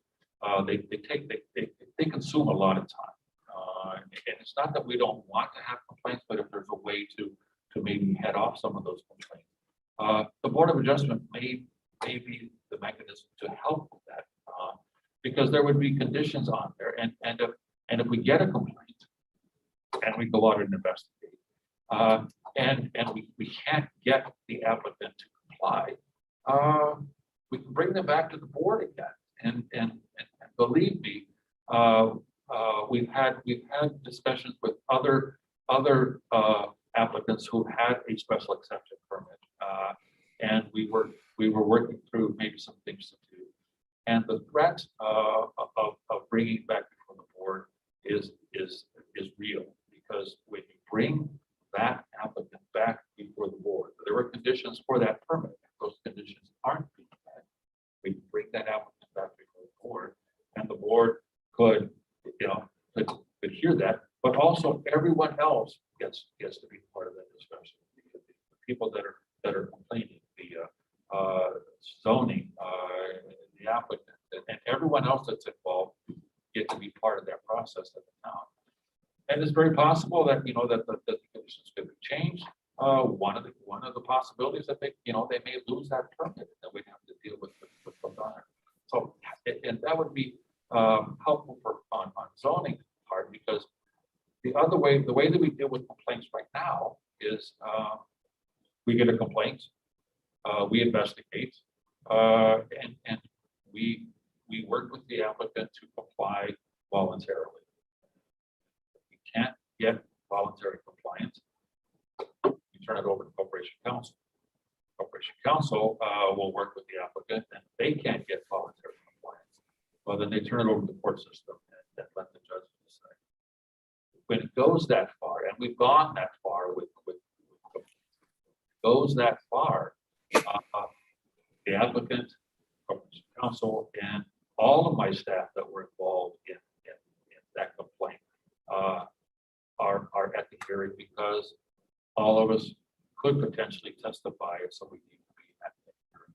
So it's I think it's an important consideration to have the option of the Board of Adjustment. If we scroll down a little bit, option C would be just an amendment to the ordinance allowing a second unit on a parcel. But there again, you may want to, in the language, if we go that route, to really put some constraints or some conditions on that. For example, it has to be owner occupied, it has to be a member of the family. Over time, that becomes difficult to monitor and to enforce. And knowing that we have limited staff and limited resources, taking on this responsibility would mean that something else either gets shifted or it gets done less. And so there's a chance that we really won't be able to enforce the ADU with the current staffing load. And so I went through the whole process of what happens to a complaint if we can't get the applicant or the landowner to comply.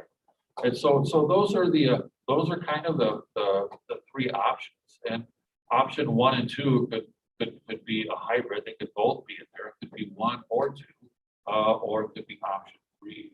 So I guess that's kind of my overview and at least a framework of discussion for the committee to say, okay, what about if we did this, or let's do something else. And so with that, I guess I'll turn it over to the committee for comments and questions. Any comments from committee members? Questions? Yeah, Mr. Chair, Mike Kinnear. Yes, Mike. Whether it goes to a committee or zoning, even if it goes to BOA, the last step would still be for council and court. It could be. It's probably less likely, but yes, I mean, ultimately, if we can't get compliance, it's going to be the courts. Thank you. So I gotta say, I'm a little frustrated by the discussion. It seems to me like two things. One is we haven't really, option A, for example, isn't really accessory housing. It's more, it's a special process for creating a new parcel. It's different kind of animal as far as I can see. And what we've talked about here is mostly enforcement, and that's extremely important. But what we haven't talked about is what is it that we want to create here, and what opportunities do we want to find a way to allow our residents to implement. And I know you've done that, Bob, but it doesn't come across in the options that are out there.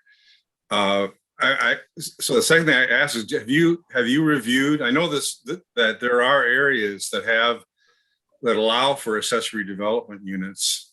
Or have you reviewed their ordinances and identified what works and doesn't work? I have reviewed some, yes, Mr. Chair, and I thought that the discussion seems to be that we would start with, is it appropriate to have a second unit on a single parcel? Or is it appropriate to look at ways to still allow that ADU, but keep it in check on its own parcel? And so, to me, it comes down to do we want to allow it on a single parcel, or do we still want to work with them and if we can to get it onto a. I don't see how an ADU, if you have a separate parcel, I don't see how that becomes an ADU. That just becomes a special exception for splitting property, and that's different than an ADU. An ADU is, as I understand it, the advantages of an ADU are that you do have the opportunity to share some utilities and some cost savings from shared land use. And it feels like delineating what we want an ADU to be like would be an important step to take prior to us deciding how we want to regulate and enforce those regulations. Or maybe they go together, but I don't see them. To me, I think this is helpful, but it doesn't, I don't know where we go from here without having that first discussion. That's just my thought. So how do you see the next step? Well, I'm looking for some direction, in terms of okay, all right, where to go, and my thinking is that it's either one or the other. It's either a allowing it two units on the same parcel, and then we try to figure out that language, or we say let's do what we can to recognize that there are some benefits to having people living close, but they can't, and let's figure out a way to get them as close as we can together, but keep them on separate parcels. Those are the options that I'm seeing, and I just don't know which direction the committee would like to move, because we can certainly bring in information on either or both of those if you're interested in pursuing something. I don't want to dominate the discussion here, but I'm not particularly interested in option A, in that I don't think it is an ADU. It is a way to create smaller parcels in areas where those are not allowed, and that may be a very good thing. But once you create that parcel, you're going to require it to have its own independent septic system, and it's going to be just managed similar to any other parcel, seems to me. And that in some ways defeats some of the purposes for creating an ADU, which is cost efficiencies and not dividing up property and that sort of thing. So I'm not. I think there are two things. One is, what do we want to create? And then two, how do we want to regulate and permit that and monitor that development? And I think we should keep working on these things. But I wonder, I know that in the beginning of this, and I'm not going to talk for long about this, but in the beginning of this, it was brought up again because of a particular individual resident and the potential residents in the county who wanted to do an ADU on their son's property. And they presented us with a number of options for how those worked, including some sample ordinances that I thought had some very sensible requirements. For example, this whole requirement of if you have start off as which is usually the case, an ADU that provides amenities for a family member, but then that family member passes on or leaves, and you want to rent the unit out, that's not a negative thing to our community because we need housing. But you simply have a regulation that says that at least one of those units are on the same piece of property. One of them has to be occupied and owned by somebody has to be occupied by somebody who is the owner of the property.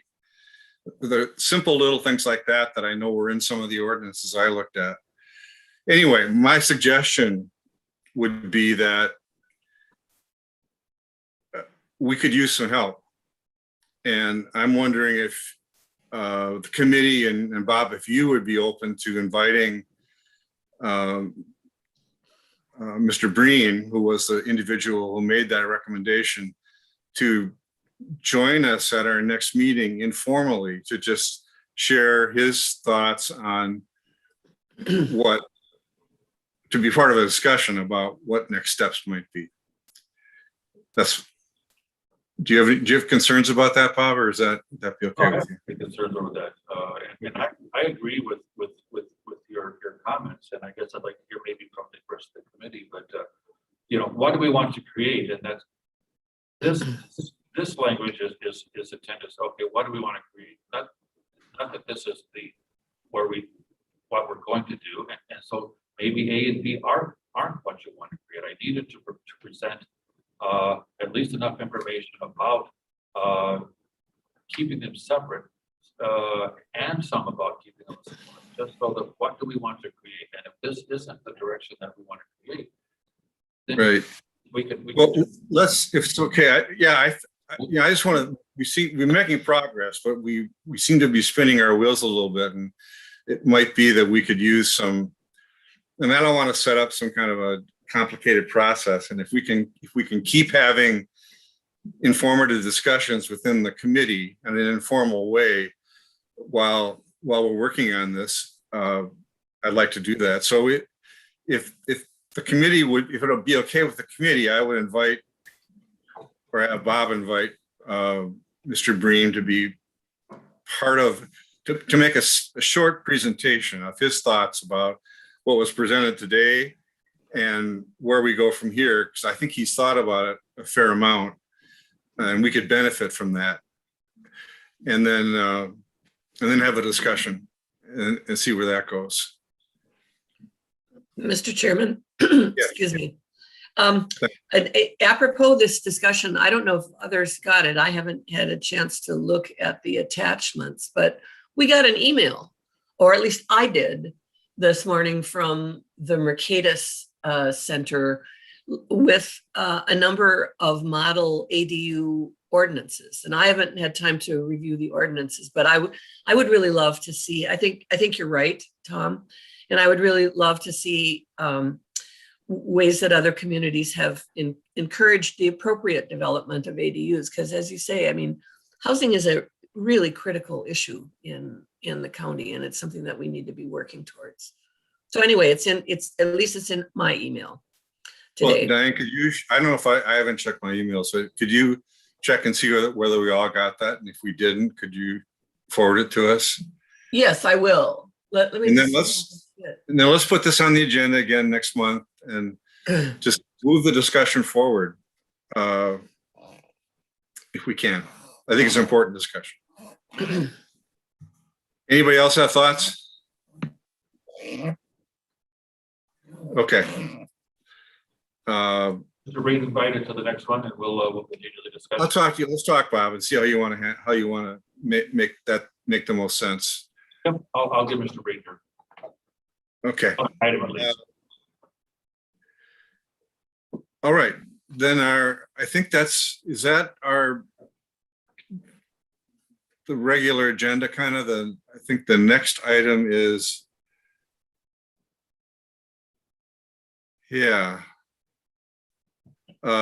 report on the Elk Mound meeting with unzoned towns. And I asked that this be put on because I wasn't able to attend the meeting for one thing. And I know that there were concerns expressed.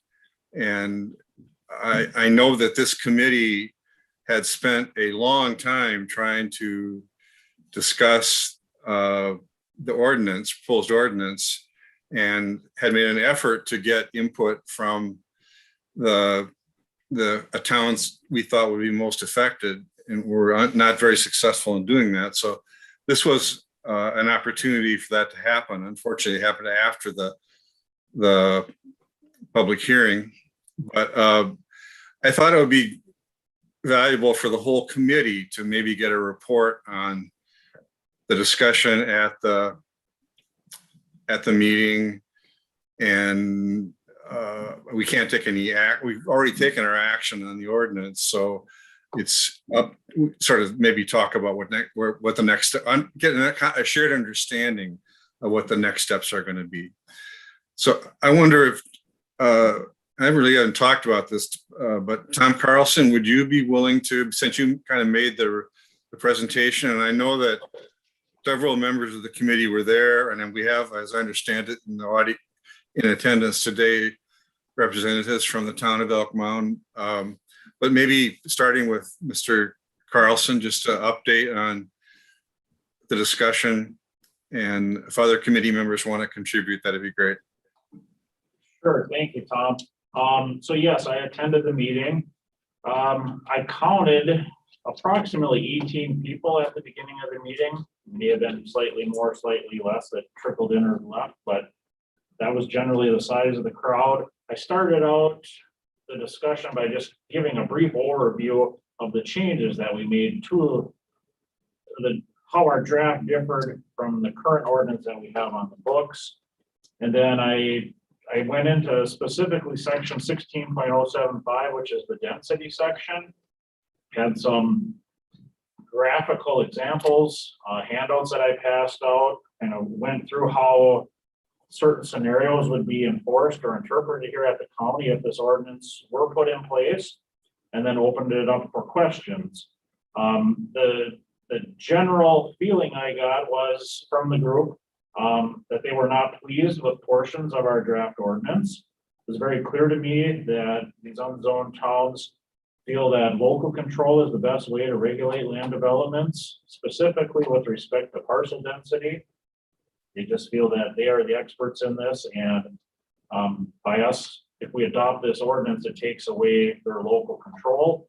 They felt they were being singled out and treated unfairly from the zone townships. They expressed dissatisfaction on how information was being shared with the townships from the county. And then towards the end of the meeting, we held a discussion about towns possibly adopting their own town zoning, which would give them authority to regulate parcel creation, parcel density through their own ordinance, which would give them that local control. So that was basically a summary. The meeting was about roughly 2 hours long, I want to say. It was a good opportunity for people to certainly air their opinions, and there were a lot of opinions from the crowd. And again, the general consensus was they are not very pleased with the verbiage in our ordinance. So I don't know if Chair Bartlett or Supervisor Kinnear or Supervisor Bjork want to add anything to that. They were in attendance as well, but yeah. That's all I have. Any other committee members who were there have observations? Supervisor Bjork?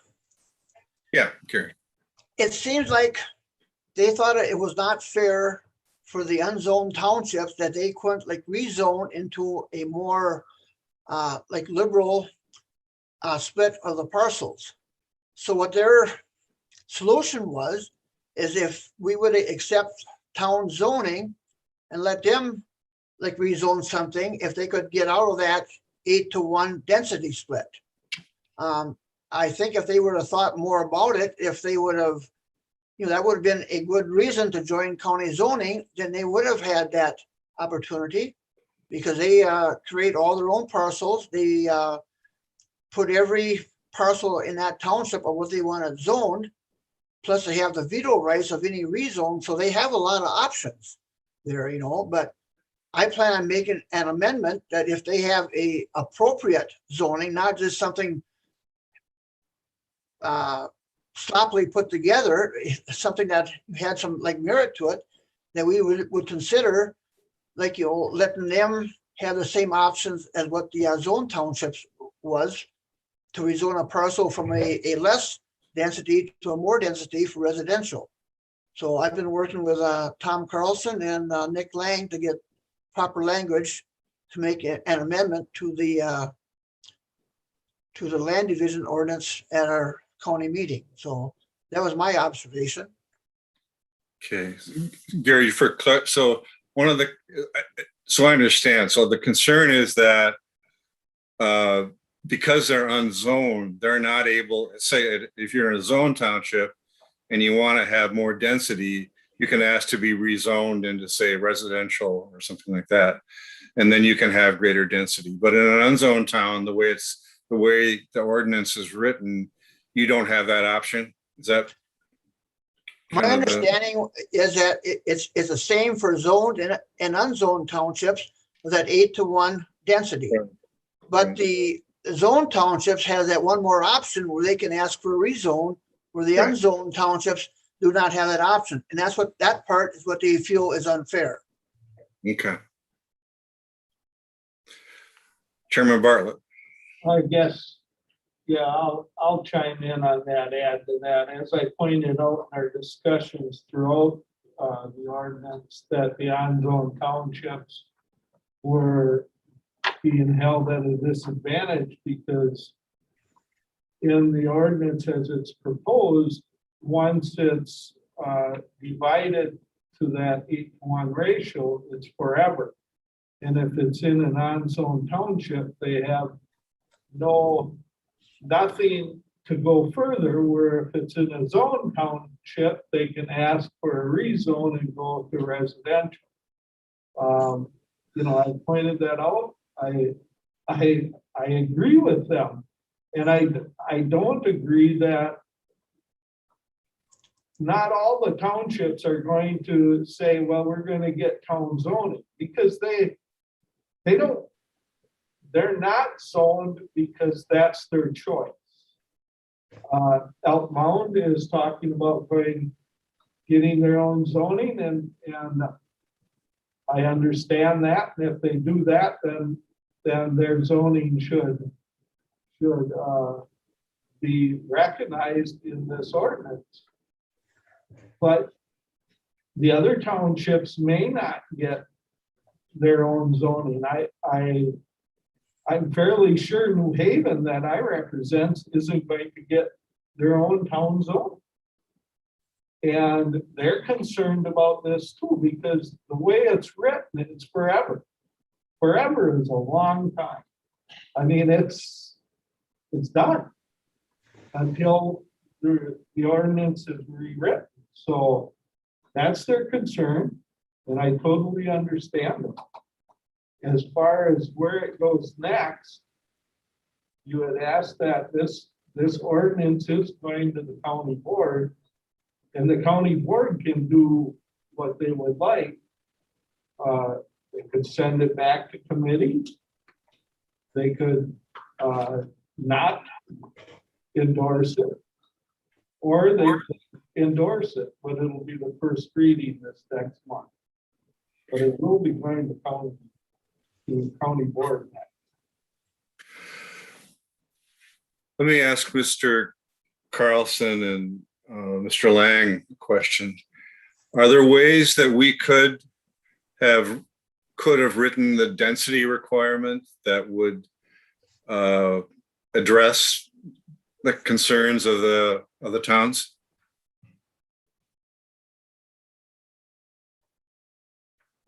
I mean, could we have said in an unzoned town, it's eight splits per 5 years, not ending at 5 years?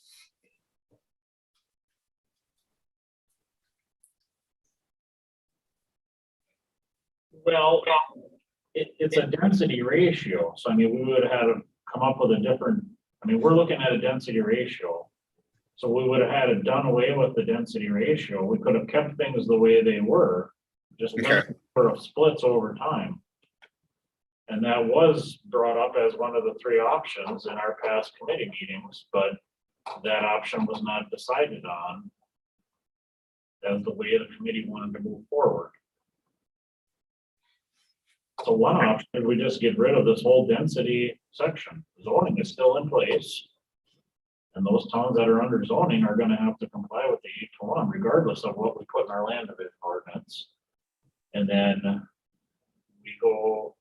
we just simply leave it, and everybody else, you can do 5 splits on that contiguous tract in a 5-year period by CSM. If you want to do more than that, you gotta do a plat, as long as you maintain the 1 acre minimum lot size. But we looked into that, and at the end of the discussions, the committee decided to move forward with the density. So we certainly could have put a different standard in there, but we chose not to. Tom Quinn. Yes.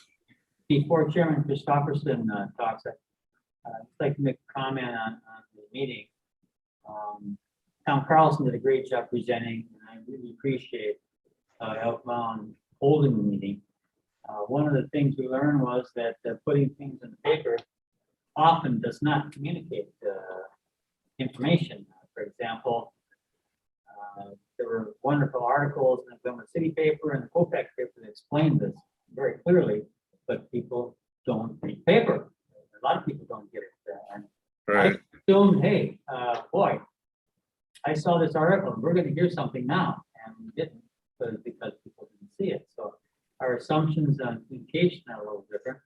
And one thing that Chairman Christopherson mentioned at the meeting was Zoom has limited the communication and talk before and after meetings. And since that didn't occur, sometimes our ordinance here, they didn't really know it was there, and I can understand that. We're used to that kind of thing. So the communication, we tried really hard, and I think a number of things we sent out, but it didn't work. So that's something that we can learn and apply to other situations in other areas. So it was wonderful to have the meeting, and we've got communication going right now too. So with that, I'd like to add, that's it. Thanks, Mike. I totally agree with you on that. Are there folks, so there are folks there, still there, who would, from Elk Mound, who would like to share some thoughts? Yes, Chair Tony Christopherson had his hand up, if you want to call on him.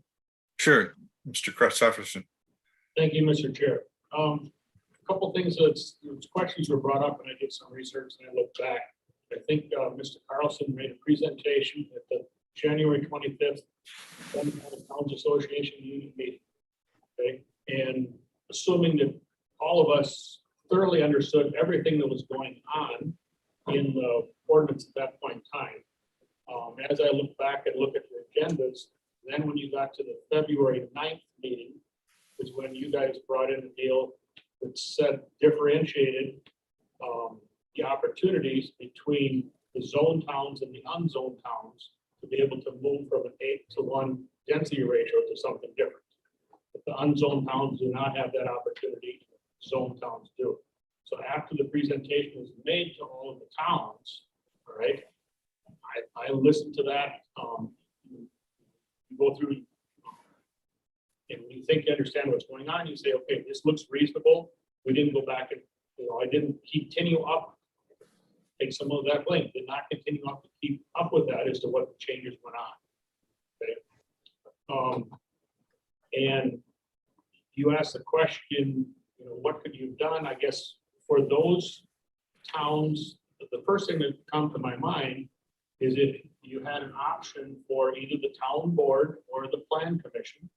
And I'm learning that some towns have active plan commissions and some towns do not have active plan commissions. Talk to some towns and they're building one house a year in their town. Okay. We get closer to one CSM or plat a month is probably what we have even counted up now. But if you had an option so that that town could, at least go to the plan commission, because they're looking at the general plan, and I think the land use plan is zoning light. That's a correct word or not, but it's general plan is what the town wants to do. But if that plan commission would say, okay, we're going to go from, because you're classifying all of our town as general ag, it's not zoned, and to go to a residential or higher. So whatever that town decided, whether they want to go to the 54 houses in 80 acres that you guys approved in the town of Red Cedar, southeast of the city of Menominee, or whether they say that they only want 35 houses on an acre, depends on what that town does. Okay, I think that would be much more palatable to a lot of the town officials that I've talked to that hadn't previously had a discussion about going to town zone. One of the things I did see in reading through this deal is you guys have addressed looking at private roads. Okay, you're limiting the four houses on there. I don't know. I'm not going to speak for against the four, but one of the things I did very much like in there that it says that there will be a provision as to how the governance of that road will go in the future. Okay, this winter I visited a cousin of mine who literally lives on the Shenandoah River. That's where his house is back up to. There's a farm that got all split up. It was done about 40 years ago. There was a provision, and it's a private road back in there. And there was a provision, there was supposed to be 2 trustees taking care of that road. And there was no provision as to how to replace the trustees. Apparently they figured they were either A, going to live forever, and also B, never move out of that. Okay, so I think that's a plus that I see in this that you guys are putting. Thank you. Chairman Quinn, I have a question if I may. Yes. Now, I know that the town of Elk Mountain obviously was at the meeting, and Springbrook spoke up. They were not in favor of it, but they had not considered town zoning at all yet. And Marv Prestrud of New Haven was there. Were there any other unzoned towns there represented? Yes, town of Rock Creek was there, and town of O'Galley was at a meeting last night. It was last night at the town of Springbrook meeting. They were there, and their supervisor was there. And I talked to Mike Nelson yesterday morning from the town of Sand Creek, chairman up there. I think they said they only get about a house a year, and they have, their feeling is not been leaning towards joining county zoning in the near future. Okay. So Rock Creek was at your meeting? Rock Creek was at the Elk Mountain meeting, yes. Right. And I think it was the chairman and the board member. Both were at Rock Creek.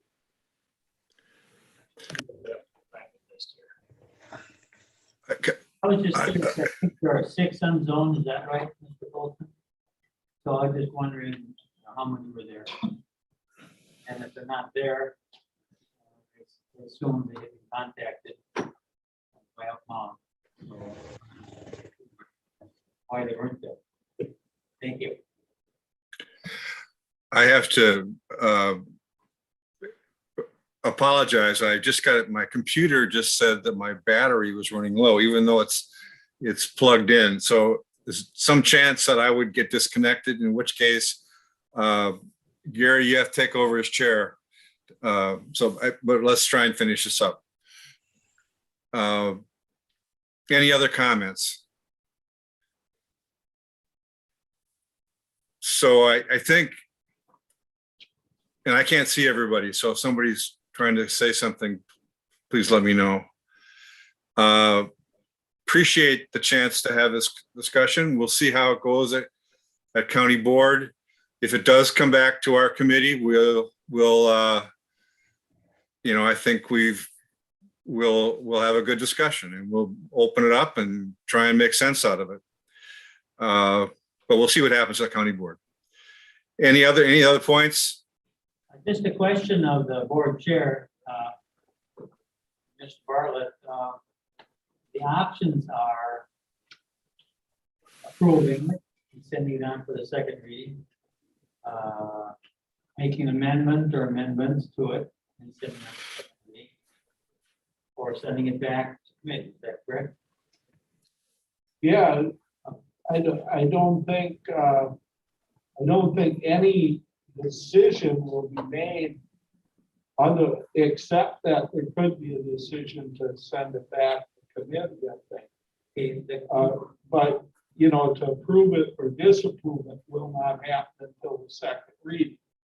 It could be amended this time, which would be a good time for it to be amended, so it's amended for the two readings. I would guess that if this committee so desired to look at it again, they could ask for it to be sent back to the committee. That was my question I was getting to. You read my mind. Yeah, Yeah. Go ahead, Nick. All of the members of the committee are board supervisors, and so they have standing at the county board meeting to, basically move to refer it back to committee if that's what they want to do. And as Supervisor Bartlett mentioned, amendment is a possibility, or those are the two ways of trying to pursue change. Postponement only moves it down the road farther. But any member of the county board, including members of this committee, could, seek to have it referred back to committee. I think it would mean a lot more if it came from, somebody from this committee, either the chair or one of the other committee members, and asked that they explain that they would like a second look at it. That I would guess that would pass through the county board very easily if somebody asked that. If another supervisor asked that, then it may not pass as easily back to committee. There may be discussion on that. Where I would think if the committee themselves asked to look at it further, that it would pass fairly easy to go back.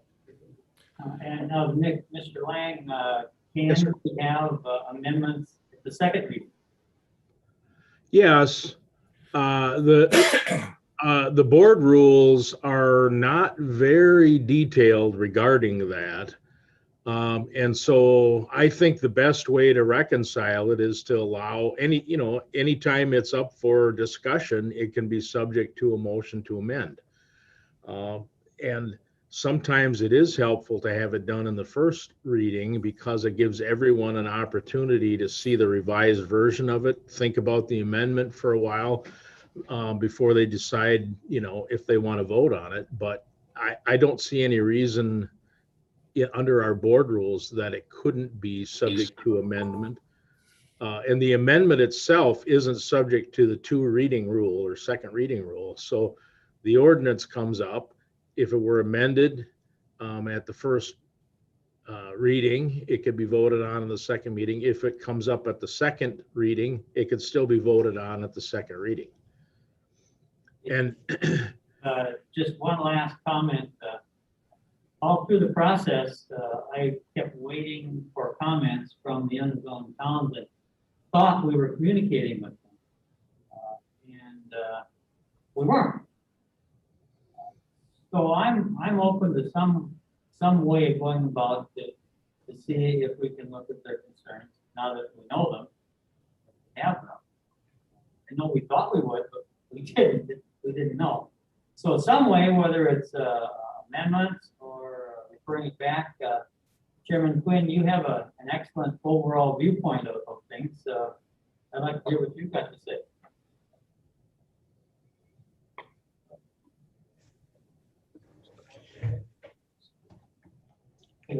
oh, I think his battery dropped off.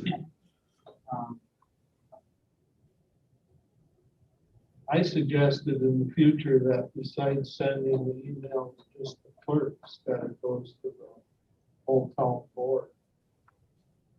If we had plan commission emails, that information, we could send it to them too. It's, something that deals with zoning or something like this, but Oh, Supervisor Quinn in is, our case, sometimes the clerk doesn't pass things along to the supervisors until the next meeting. They may not realize that it's time sensitive.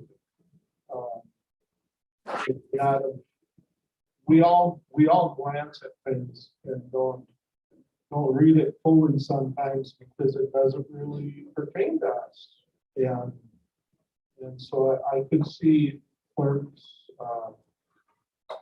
glancing at it and bringing it to the next town board and let people know it's for that correspondence.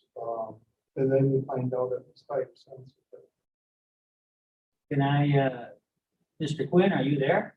I am here, I'm back. How much of what I asked of you did you hear? I think I got most of it. The last I heard was a discussion about possibly either amending it or asking it to be returned to, having one of our members of our committee be returned to our committee. But that's all I heard. Okay, and I added that all along, I thought we were communicating clearly with all the townships. Right. And we weren't. And so I'm open to amendments or some other process. And I ask for your opinion because you usually have a good overall view of things. I appreciate that, Mike. I wonder whether my inclination would be that I think you're right. We really wanted to get, and I think Mr. Carlson especially made a real effort to have the discussion, but we weren't successful. And I wonder would the committee be open to us doing that first suggestion, which was having our committee request that it be returned to us for further action. Is there anyone who feels that's not the right way to go? Supervisor Bjork thinks that's the right way to go. Okay. I don't think anybody have a problem with that. Then that's what we'll do. Okay, we'll tell the executive committee tomorrow that that's our intention, and then I can make the initial motion if other members of the committee want to add their comments to it. And I think it's important because we didn't intend this to be an adversarial type process. We intended to make our best judgment, but make that judgment in the context of what our neighbors and fellow town government officials understood. So we'd be back to where we wanted to be. Okay. Another long meeting. I apologize for that. And I apologize for not being there. Let's see, any announcements? Our next meeting is May 25th. And with that, I guess we are adjourned. Thanks, everybody. Take care.